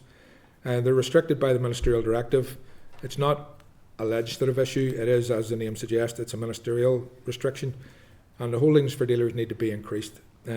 That's our firm line on it. We feel that such a move is long overdue. BSC's position on this is that the cap should be removed completely and the dealers should be permitted to hold what their individual premises can store securely, bearing in mind that they are regularly inspected by PSNI FEB Inspectorate. That position would be in line with the principles of better regulation, which requires departments to operate good enforcement practices and proportionality, to have proportionality and regard for economic growth, which are two of the 8 principles of better regulation. That brings us to the end of our presentation, Chair. We are happy to answer any questions that you may have. Thank you for listening. We are also happy to report back to the committee at some point in the future if the committee think that's appropriate for us to do so. Okay, thank you very much, Tommy. That was a very thorough presentation there, so thank you. Connie? Yeah, thank you for coming in today. It's really appreciated, and I think it is welcome and the right move that the consultation was withdrawn. But the main concern I heard from our contributions earlier and presenters earlier was just the point that we're at with relationships between stakeholders such as yourselves and the department and FEB. And the kind of first question I really wanted to ask you was, what did you make of what you heard in the earlier presentations? What we heard earlier on? Yeah, I thought from the department and the police, yeah. The police not so bad. I felt there was a very distinct lack of openness and transparency from the department.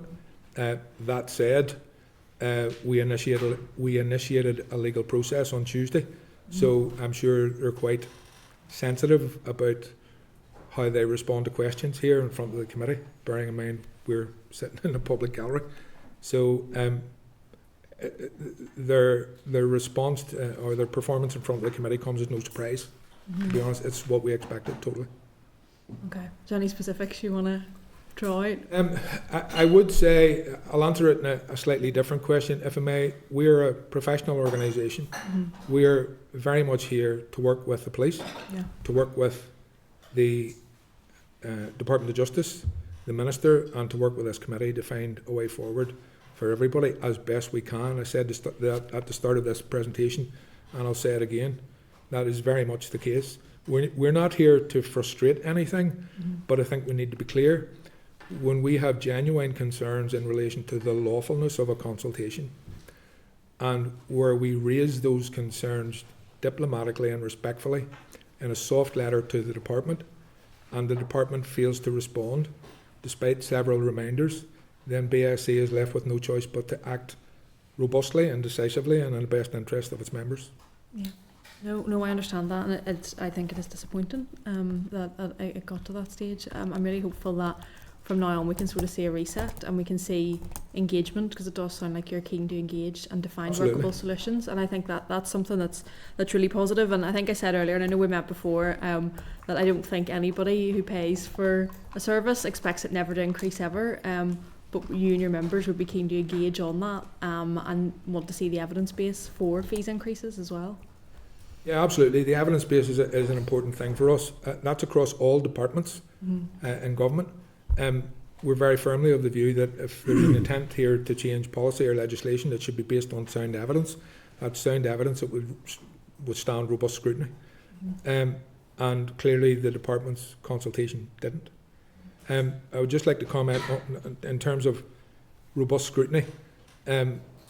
We, thank you to Patsy McGlone, we were heavily engaged in the Northern Ireland Audit Office report back in 2018. We gave a very significant amount of evidence to the Audit Office, and a lot of that, it was BISC and others, and a lot of that evidence that was given to the Audit Office didn't make the final version of the report, which was very disappointing to say the least. I raised some of those issues with Kieran Donnelly, who was the auditor controller at that point in time, and we had a lengthy engagement process, but I never really got any satisfactory answers. I think to sum it all up, it was we raised those issues with the Deputy Chief Constable at the time, but they were certainly issues that were in the public interest. So, for example, the purchase of laptops by PSNI back then, where they purchased laptops, give them out to firearms dealers, give them out to clubs to help with the implementation of the online system. We don't know who paid for that or where the laptops went to. Firearms inquiry officers were issued with electronic tablets that were pretty much useless, didn't connect to PSNI systems, didn't connect to the internet, and the inquiry officers gave off about it at the time, and they were told just hang on to them, turn them on occasionally just to show some usage. Another one with the Audit Office was that FEB staff were instructed not to talk to auditors during the review. That's just the tip of the iceberg. The examples of things that were given to the Audit Office that didn't make the report, but yet the department hanged their hat on the Audit Office report and the recommendation to move to a full cost recovery over the long term. The department also missed what you picked up on, Chair, the 56 days. Just to go into that in a little bit more detail, the department said 56 days, but historic data shows that they can do it much, much quicker. So 56 days isn't really a push for them. How much quicker could they do it? It didn't give a time. It just said it could be done much quicker. Historic data said it could be done much quicker. That's the quote in the audit. Thereabouts. I'm not looking at it, but that's just off the top of my head. Yeah, Connie, is No, that? yeah, no, that's very comprehensive, and I appreciate your engagement with the committee on this, so thank you. Thank you. Can I ask you, we've already touched on this, I touched it in my questioning to the department, and then you've raised it also in your presentation with regards to enforcement costs being added, or we think being added to the, well, first very much so in the consultation, but then into the full cost recovery issue. The Minister last week, I think, in question time, raised the issue about charging for appeals. Yes. Which would be another layer again then onto enforcement. Was this during question time? I think it was through, or it was either through question time or a statement, but I think it was question time. Maybe you, Patsy, was it? Maybe you'd asked it, or one of your members. It was your colleague, Keith Was it Buchanan. Keith Buchanan? Right, okay. I don't know if you've heard it. Or I did hear, I did, I actually watched it. Right, it was okay. Keith Buchanan on appeals, the protracted delays in respect of appeals. So what's your views on actually then adding the cost of appeal into the full cost recovery model, along with all of the other issues that arise with regards to seizures, with regards to police work, with regards to preparation, with regard to Article 13s. We're adding another layer on here, which is increasing the cost recovery then, surely? Our view on this is very simple. When you look at managing public money, it's very clear in that you cannot charge for enforcement activities, and enforcement activities occur after the certificate has been issued. And I think that's a fundamental flaw in the consultation, because if they're saying we're going for option 4, which is 153% of an increase, it's going to be 250 quid. But as soon as there's a little, an issue there in their figures, then it's like a house of cards and it all comes tumbling down. And when we point out, well, actually, you've included enforcement costs here, but managing public money, the very document that you're using as a driver for full cost recovery says that you cannot charge for enforcement costs, then I think that's been a major issue for them. But just to answer your specific question in relation to appeals, to my mind, and Alex being legally qualified to answer this, and having looked at what went in our pre-action protocol letter to the department, clearly the view of our solicitor, and Alex can correct me if I'm wrong here, was that the appeals process was an adjudicative function that's carried out by the department, and as such it's an enforcement function, and it cannot be charged for. Would you agree? Yes, definitely. Okay, you talked about the consultation, and Ciara touched on this in her questioning around names and addresses and identification on the applications. Now, you are a pretty slick operation, BASC or BASC. You have a lot of members who are motivated to respond to this consultation. The truth could be that you could have actually manipulated that safeguard or that loophole in the consultation, and you could have motivated your members to actually flood the consultation. Yeah, absolutely.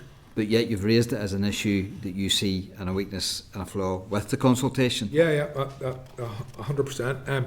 Anybody who looks at our Facebook page will have seen that we have been out with paper response questionnaires. We've been out going around firearms dealers and encouraging members to respond. The response we've got has been phenomenal.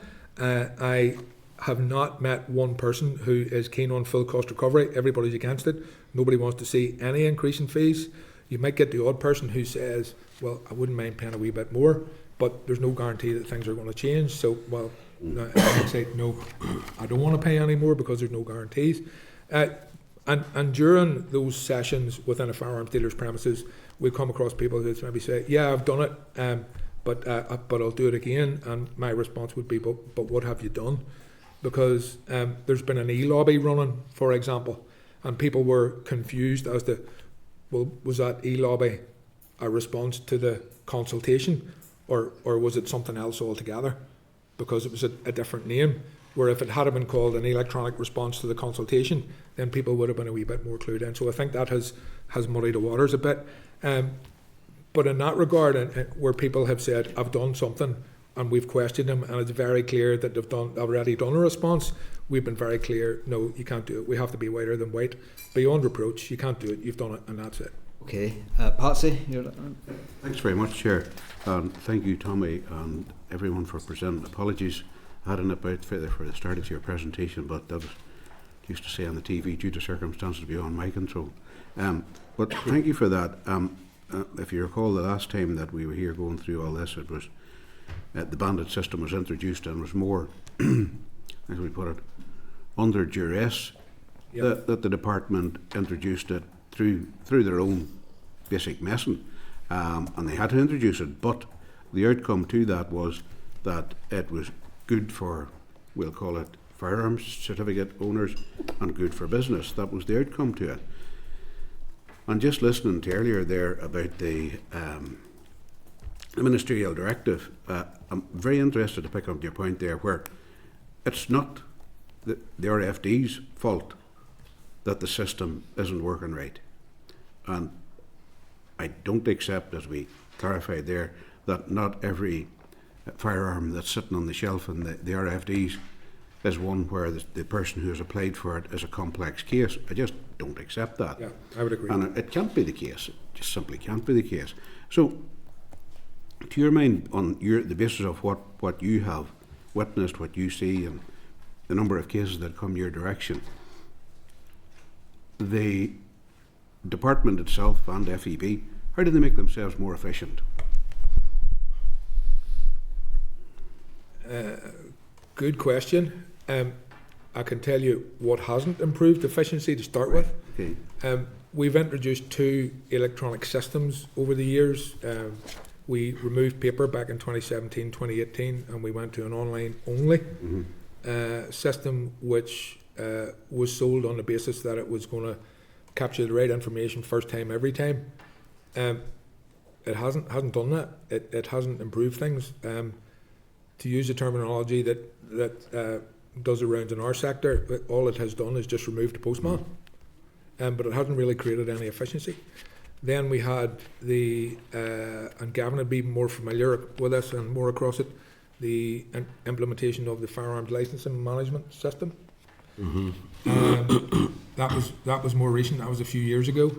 And again, we're still not seeing any improvements.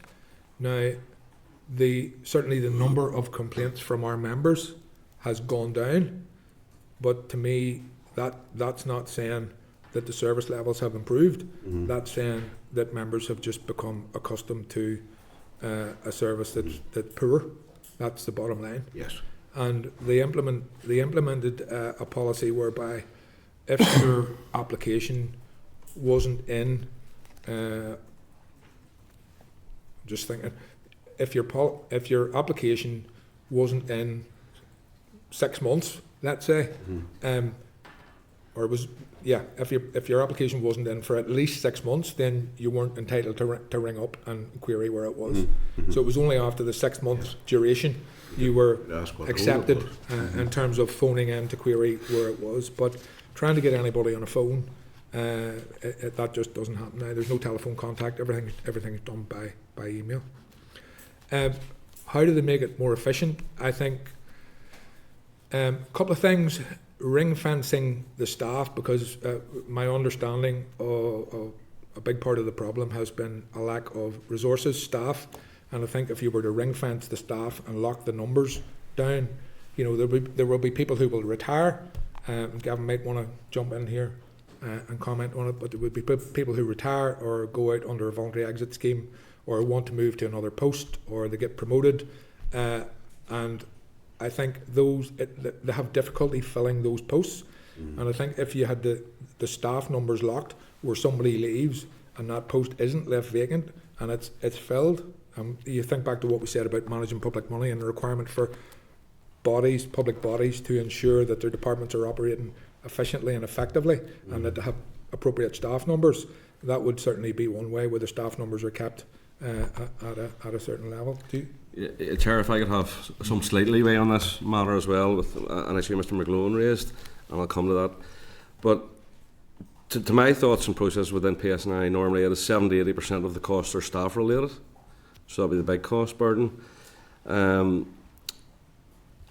that, the difference in £2 million from 2016 to 2026, the addition of 30 AO2 grade firearms inquiry officers is sub £1 million bill. So there's still to be a considerable black hole. In relation to the inflationary matter that's been mentioned in the papers and at the table here earlier, those staff would love to have seen an inflationary increase in their pay over the number of years that I was with them, but never got it. So I think to simply say an inflationary increase in licensing fees, it won't help to. It's more than the costs were on the staff side. And Tommy's right here on some of the issues about, there's a matter of issues within the staff, their workload, staff pressures that they are, also abstraction from other things which puts more pressure on the staff that are there going to overtime. The sort of one thing, I think it was Chief Superintendent mentioned it there, was that full cost recovery here would seek to get the numbers of staff employed that would then help the branch. Tommy's mentioned ring fencing. Have they actually applied for these people? Have they applied to fill the vacancies? Would they then ring fence those staff as they get trained up and are 6 months I think was said about an SFLM? Would they then ring fence those people because they have the experience and the knowledge to do that role? As a former union rep, I would be saying no, because that's then stopping them from maybe taking a promotion, taking a move closer to home. So there's all those sort of inefficiencies in there. But I think firstly, if there's vacancies, are you expecting the licence holder to pay for those whilst they're vacant, as would seem to be the case? I hope that all makes sense now. But I think, that there's a number of things that are abstractions. People not trained properly. So many things that lead to the inefficiencies. In my time, there was certainly staff and management breakdowns, which it took up a considerable amount of my time and was not good for the service that the licence holders then got. Hope that covers the point. I'd just like to elaborate on that. I know exactly where Gavin's coming from, staff management breakdown. That was around the same time as we went to the audit office. That was a serious breakdown in relationships between senior staff, senior management and staff within the branch, to the point where the department became pretty much dysfunctional. It was a toxic working environment. And I think we let it go at that, let's say, in the interest of building on relationships and where we are at present and trying to move forward collaboratively. What I would say, just in terms of Patsy's question there about efficiencies, a service level agreement, that was a point Ciara picked up on about agencies, partner agencies and timelines for response from partner agencies. Managing public money allows for what you call service level agreements between government bodies. It's not just about a service charter for the members of the public, but it also goes backwards as well between government departments. So a service level agreement could be implemented between the police and the health service, for example. Okay. Just Just one other question, please, Chair, and that's back to. I'm glad to hear you mentioning the bandit system being reviewed every 5 years, but the bit I don't understand is the public safety concerns. You're not introduced a bandit system where a FIGO Barrett is being put in the bandit system, and from your point of view, you're the experts in this. You're talking about a firearm that can be shot safely in responsible hands. That's essentially what it is. And many of the calibers that are already on there would be at least of equal power to anything new that would be introduced. So that bit I don't get, and we heard this argument before the last time, and it's just not, to my mind, it doesn't stack up unless somebody's idiotically introducing a Barrett 5.0 to the bandit system, which is not going to happen. But could it just bring us back to your motivation in this? And I know from working with yourselves that you're a professional organisation, but and this is key for us, that your intention isn't it's certainly to challenge them, but to challenge them professionally. Yeah, but your intention is to have a smooth, good outcome for everybody. Absolutely, 100%. So. As I said earlier on, we're here to work with the department, here to work with PSNI and this committee and the Minister to try and achieve an outcome that is suitable for everyone involved. It'd be difficult to do, but that's our aspiration. Just come back to your question again there about efficiencies. Gavin touched on staffing levels and locking in ring fencing staff, ring fencing money for the branch. So any income derived from any fee, whatever that fee may be, whether it's increased or not, we're very strongly of the view that it should be ring fenced for the branch. We want this fixed permanently. We don't want to be coming here to you as elected representatives, and we don't want our members going to you as your constituents complaining about FEB. We want a long-term permanent fix, not a stick and plaster. And just in terms of efficiency, to go back to your question, service levels, staffing levels, money, ring fenced, all that sort of stuff, the banded system will, without doubt, as I've already said, bring efficiencies. But again, we don't actually know what that exchange looks like within the department, within the branch. Having worked it out and talked through it with firearms dealers, we think it probably takes about 10, maybe 15 minutes to change one firearm for another and update the systems. And we're paying, as I say, £15 for it. And I think that fee specifically needs to be. Tommy, it'd be helpful maybe for other members that if you could expand a wee bit on the introduction of new calibers to the bandit system, where you go in and the dealer does literally all the work on that, and the current system whereby if that calibre isn't on the banded system, it has to then go for variation and get back to increasing the workload at FEB. Yeah, good point. Thank you. So there's 4 bands. It's like 4 types of car, if you want to call it that. 4 different bands, 4 different lanes. Firstly, we have air guns. Then you have rim fires, that's small caliber rim fires. Then you have the Fox calibers, what we call 2.2 centre fires. And then we have what we call the deer calibers. Now, off the top of my head, without looking at the banded system that's set in law currently, there's probably a total of maybe 20 calibers thereabouts spread throughout those 4 bands. And our proposal to the Justice Committee back in 2020, as I said earlier, was just to insert a small number of additional calibers in there. But that was really just to get conversation, dialogue going, as I said earlier, to make it more palatable, acceptable to PSNI.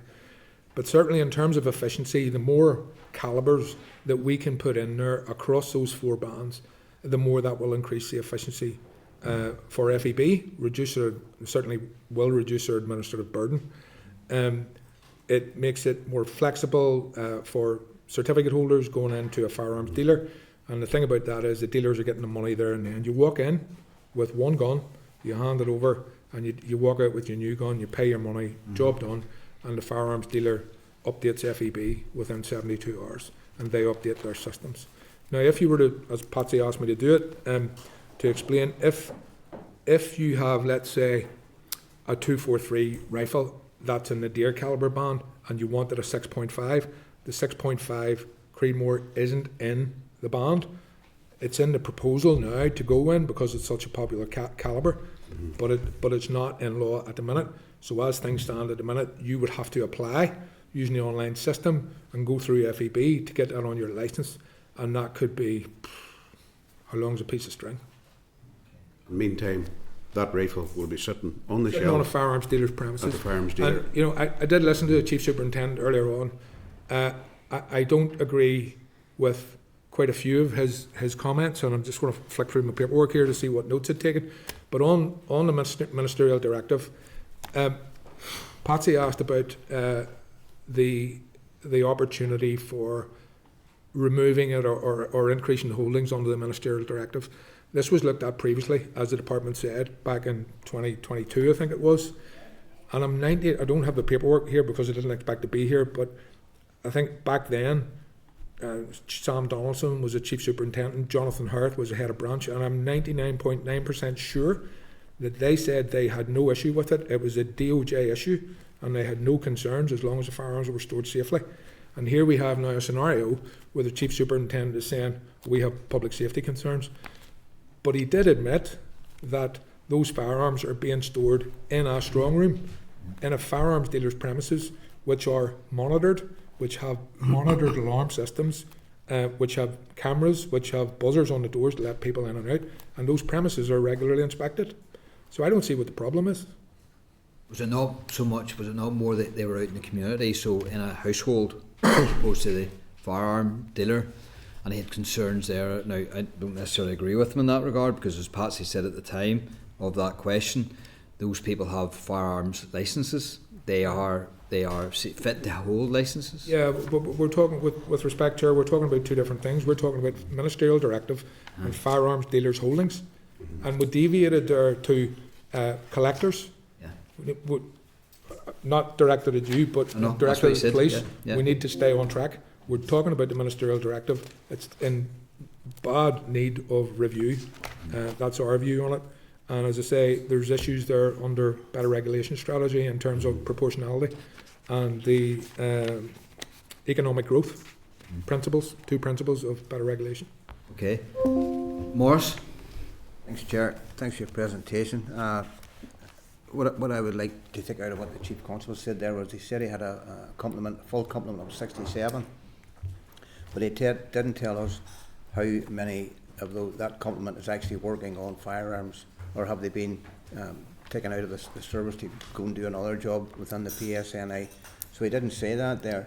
Also, the cost of the backlog has been factored into the recovery costs and the overtime.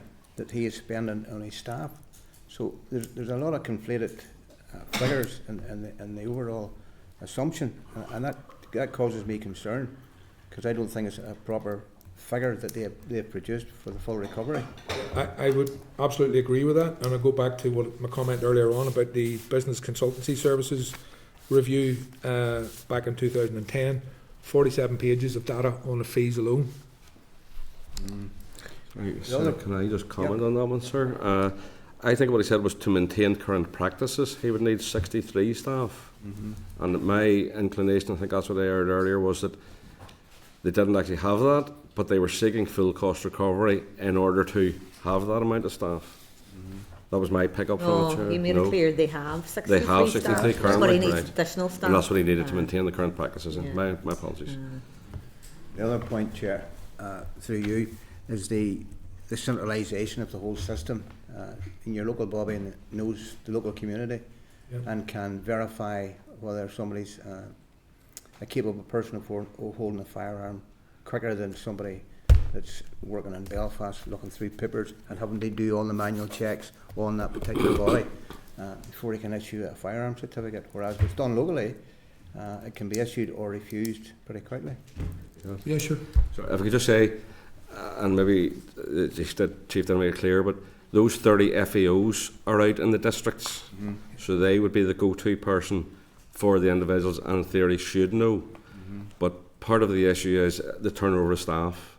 So we're getting new people. They don't necessarily know the area, so it will take them time to get used to that, to get to know who the people are.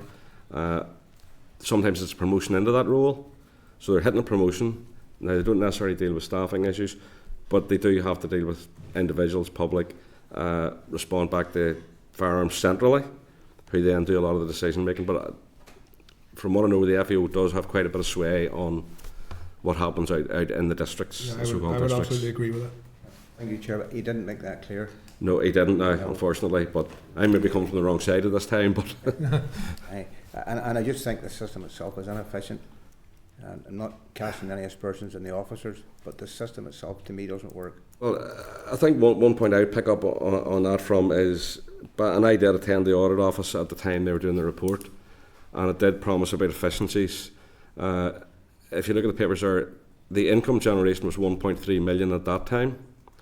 The income generation in 2026 is still 1.3 million, but it's costing a lot more. So there wouldn't appear to have been efficiencies in the system. It's me, Chair. Okay, Brian. Thank you very much. Okay, thanks for your presentation to us. In terms of the consequences of delays, what happens if a licence expires and someone's obviously still owns the gun and has it at home? This was something that was raised with the audit office. So if my licence expires today, then You're waiting for them to process it. You know, that's what I mean. You put in the renewal. if my we'll deal with an expired licence first, if I may, and I'll get to your question. Thanks. So if my licence expired today, that's it. It's expired. It's gone, and I should have put my application in, preferably 8 weeks in advance. And I would get a phone call to say they're coming out and they're going to lift my guns because my certificate is no longer valid. However, if I was to apply 2 days ago, I put my application in 2 days ago and my certificate expires now, then they deem that to be a valid application. It's in the system, and the Chief Constable then exercises his discretion not to come out and seize your firearms because you have an application in the system. Okay. Well, that's good to hear. So they won't come out and seize just because of their delays in processing applications? No. The problems that a delay would cause, for example, where you don't have a valid certificate, then technically you can't go out and purchase ammunition. They have issued advice previously, some time ago, where they say you take your certificate that has expired and you ask your firearms dealer to put the ammunition on an expired certificate. There are other problems that causes the expired certificate causes. So, for example, if I wanted to go to Scotland on a deer stalking trip, I couldn't go. I couldn't travel on a ferry because I don't have a valid certificate. And in general terms, have you any sense of what percentage or what number of applications get turned down or I wouldn't. you don't get that That's a from your question members? for the police directly. Yeah, yeah. Okay. And what, given that the fees haven't gone up for 10 years and all what they're saying about compared to fees in England, what is your view on any increase in fees, or how would you like it? How would you prefer that it happened, if at all? That's a very good question. Obviously, as a professional organisation, we're up for discussion with any department within government. We appreciate that they haven't gone up in 10 years. We were very much central to the discussions prior to the last increase.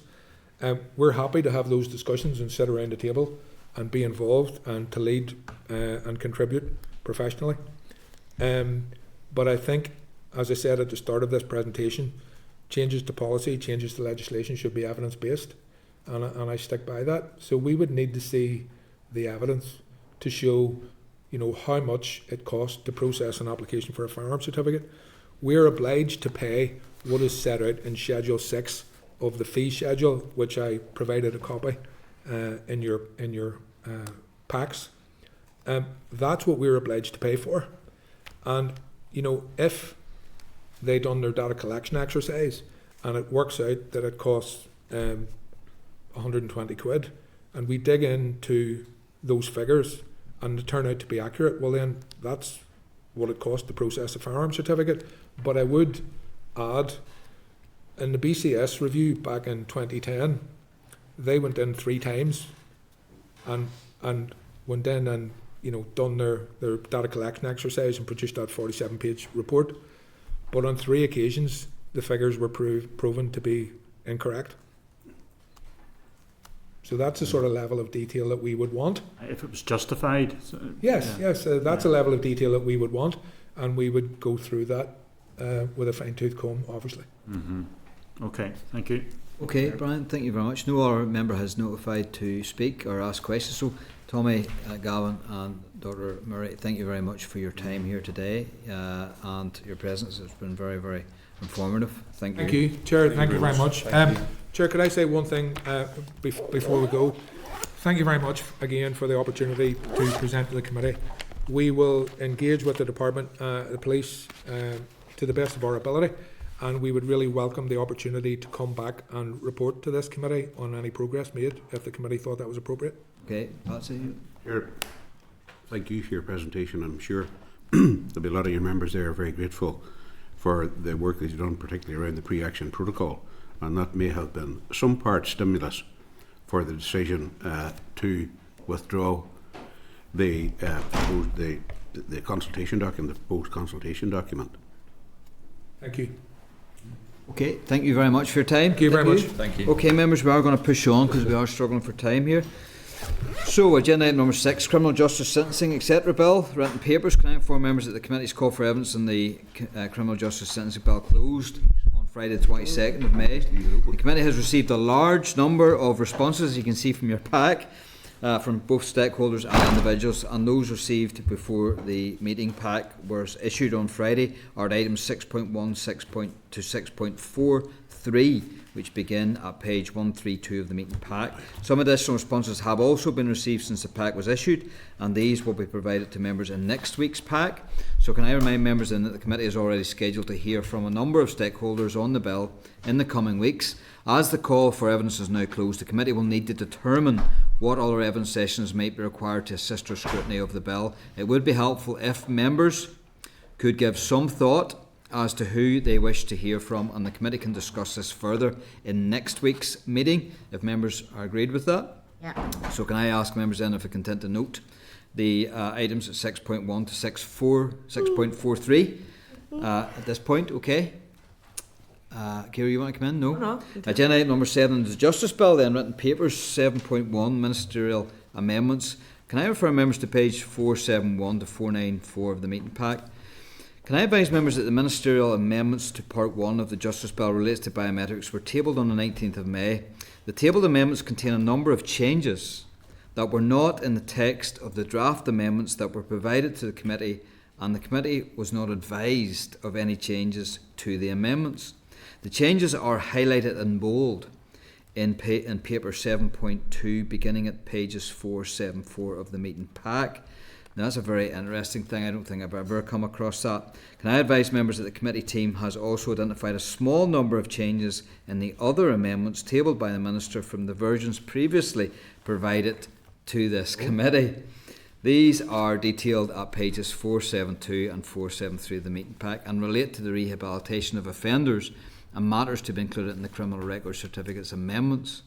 So can I advise members that the committee has not had an opportunity to consider those changes to the ministerial amendments or take a position on them, and that this will be reflected in my speech on behalf of the committee during the relevant debate.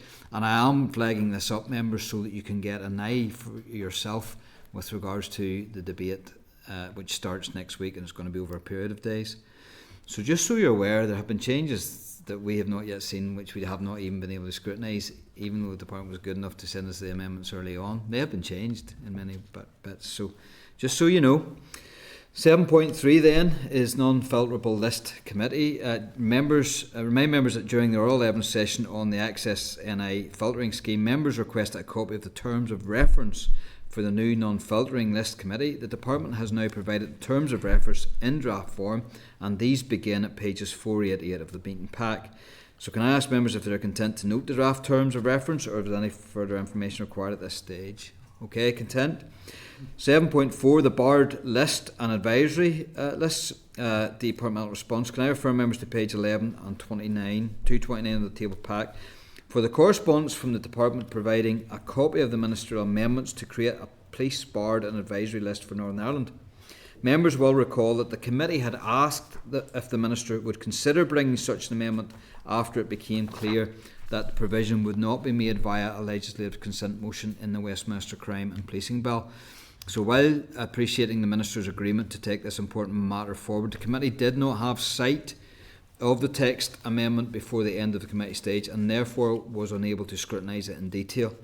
So can I advise members that the Minister's amendments also make provision that will enable officers to retire or resign while the subject of an allegation and who have been added to the advisory list to be brought back for misconduct proceedings which may also be concluded in their absence. The committee was advised of this proposed amendment in the department's response to a table of evidence received on the bill, but did not receive any further information and did not take a position on this matter.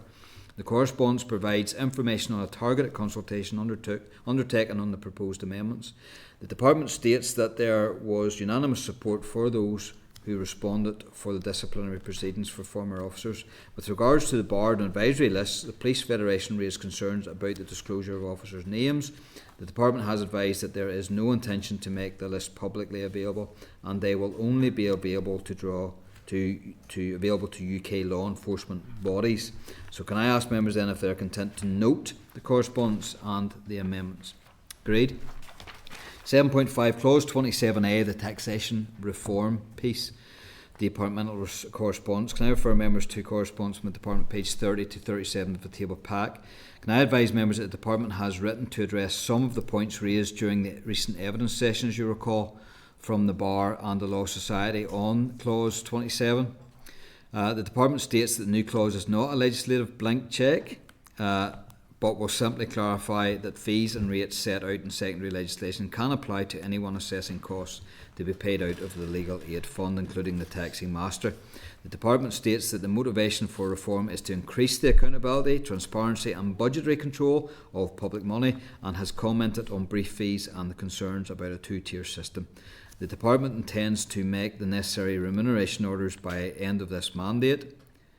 That's if 27A is passed, and advises that it will continue to engage with the Bar and the Law Society to develop proposals for the consultation.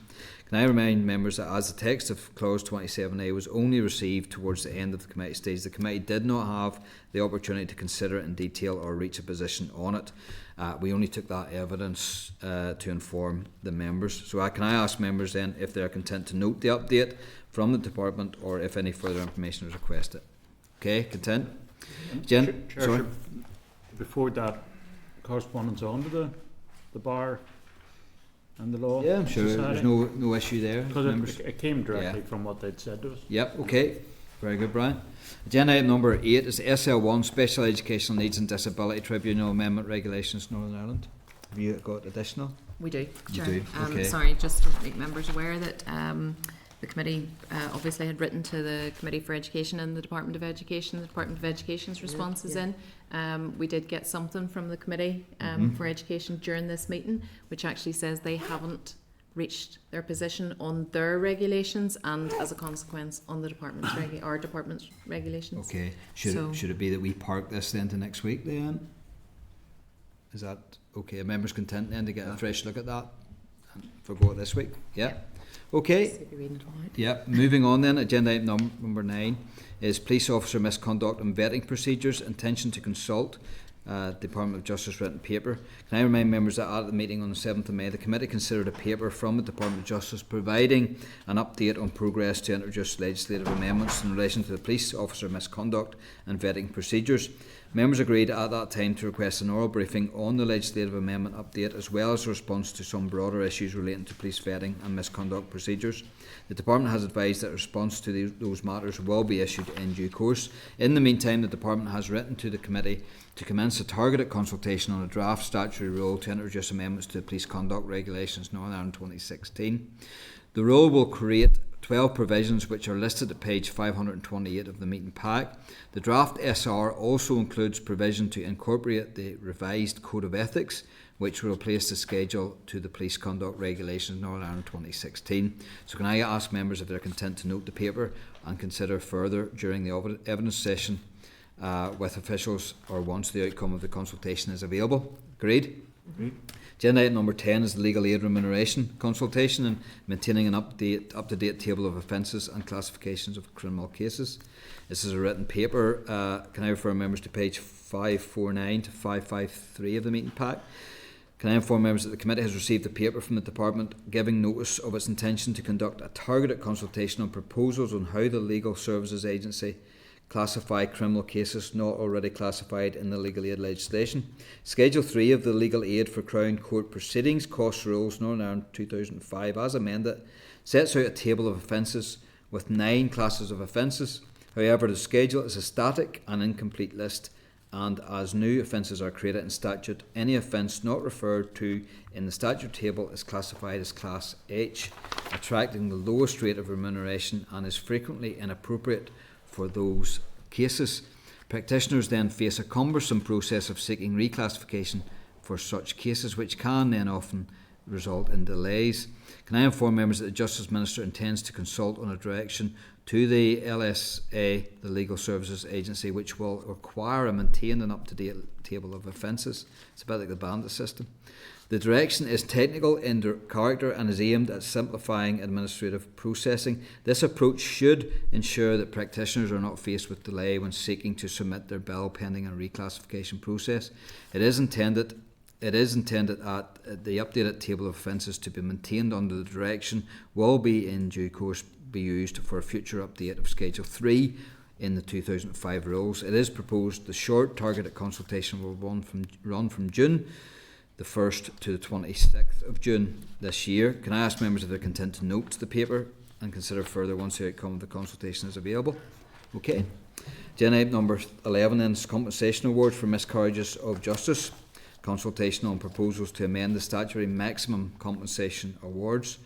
It's a written paper from the department and it's at page 555 of the meeting pack. Can I inform members that the department has advised that its intention to conduct a public consultation on the statutory maximum amounts of compensation payable for miscarriages of justice under section 133 of the Criminal Justice Act 1988 as it applies to those cases in Northern Ireland which falls to the Department of Justice.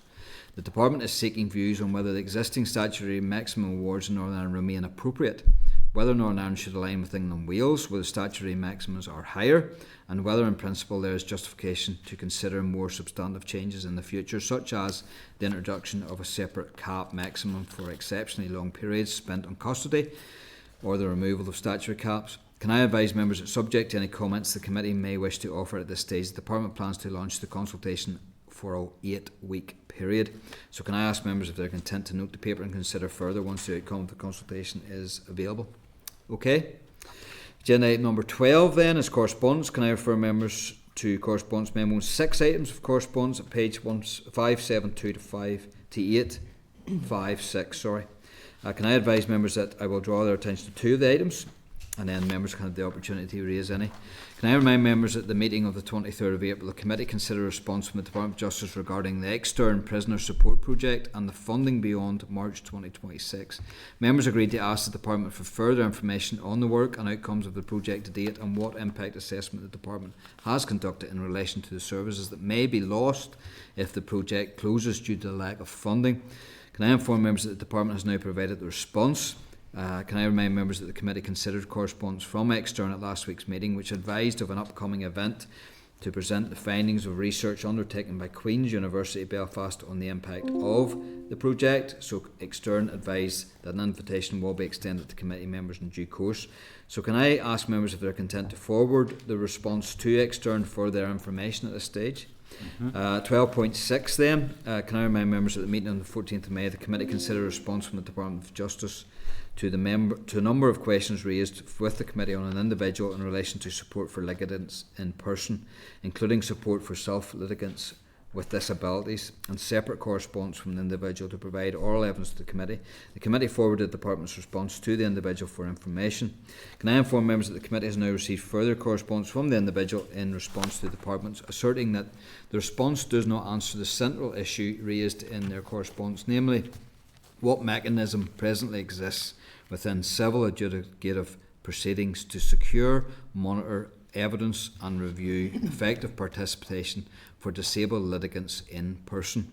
The response also raises a number of further specific questions at page 659 to 660 of the meeting pack, and includes a copy of the dissertation that the individual has recently written and submitted for examination. So can I seek members' views on forwarding the paper beginning at pages 646 to the Department for them to comment further on the issues raised and to respond to specific questions? Members agreed? Can I ask members if they're content with the other items of correspondence or if they wish to raise anything at this stage? No? Okay. Agenda item number 13 is Forward Work Programme. Can I inform members that the latest draft of the Committee's Forward Work Programme can be found on pages 858 to 864 of the meeting pack? Can I ask members if they're content to note the Forward Work Programme, subject to any changes made in today's meeting? Agreed? Agenda item number 14 is Chairperson's Business, of which I have none. And agenda item number 15, any other business? Any other member wish to raise anything at this stage? No? Okay. Agenda item number 16, date, time and place of next meeting, which will take place on Thursday the 4th of June 2026 at 2 p.m. in room 30 Parliament Buildings. I adjourn the meeting. Committee Room 30, Sound.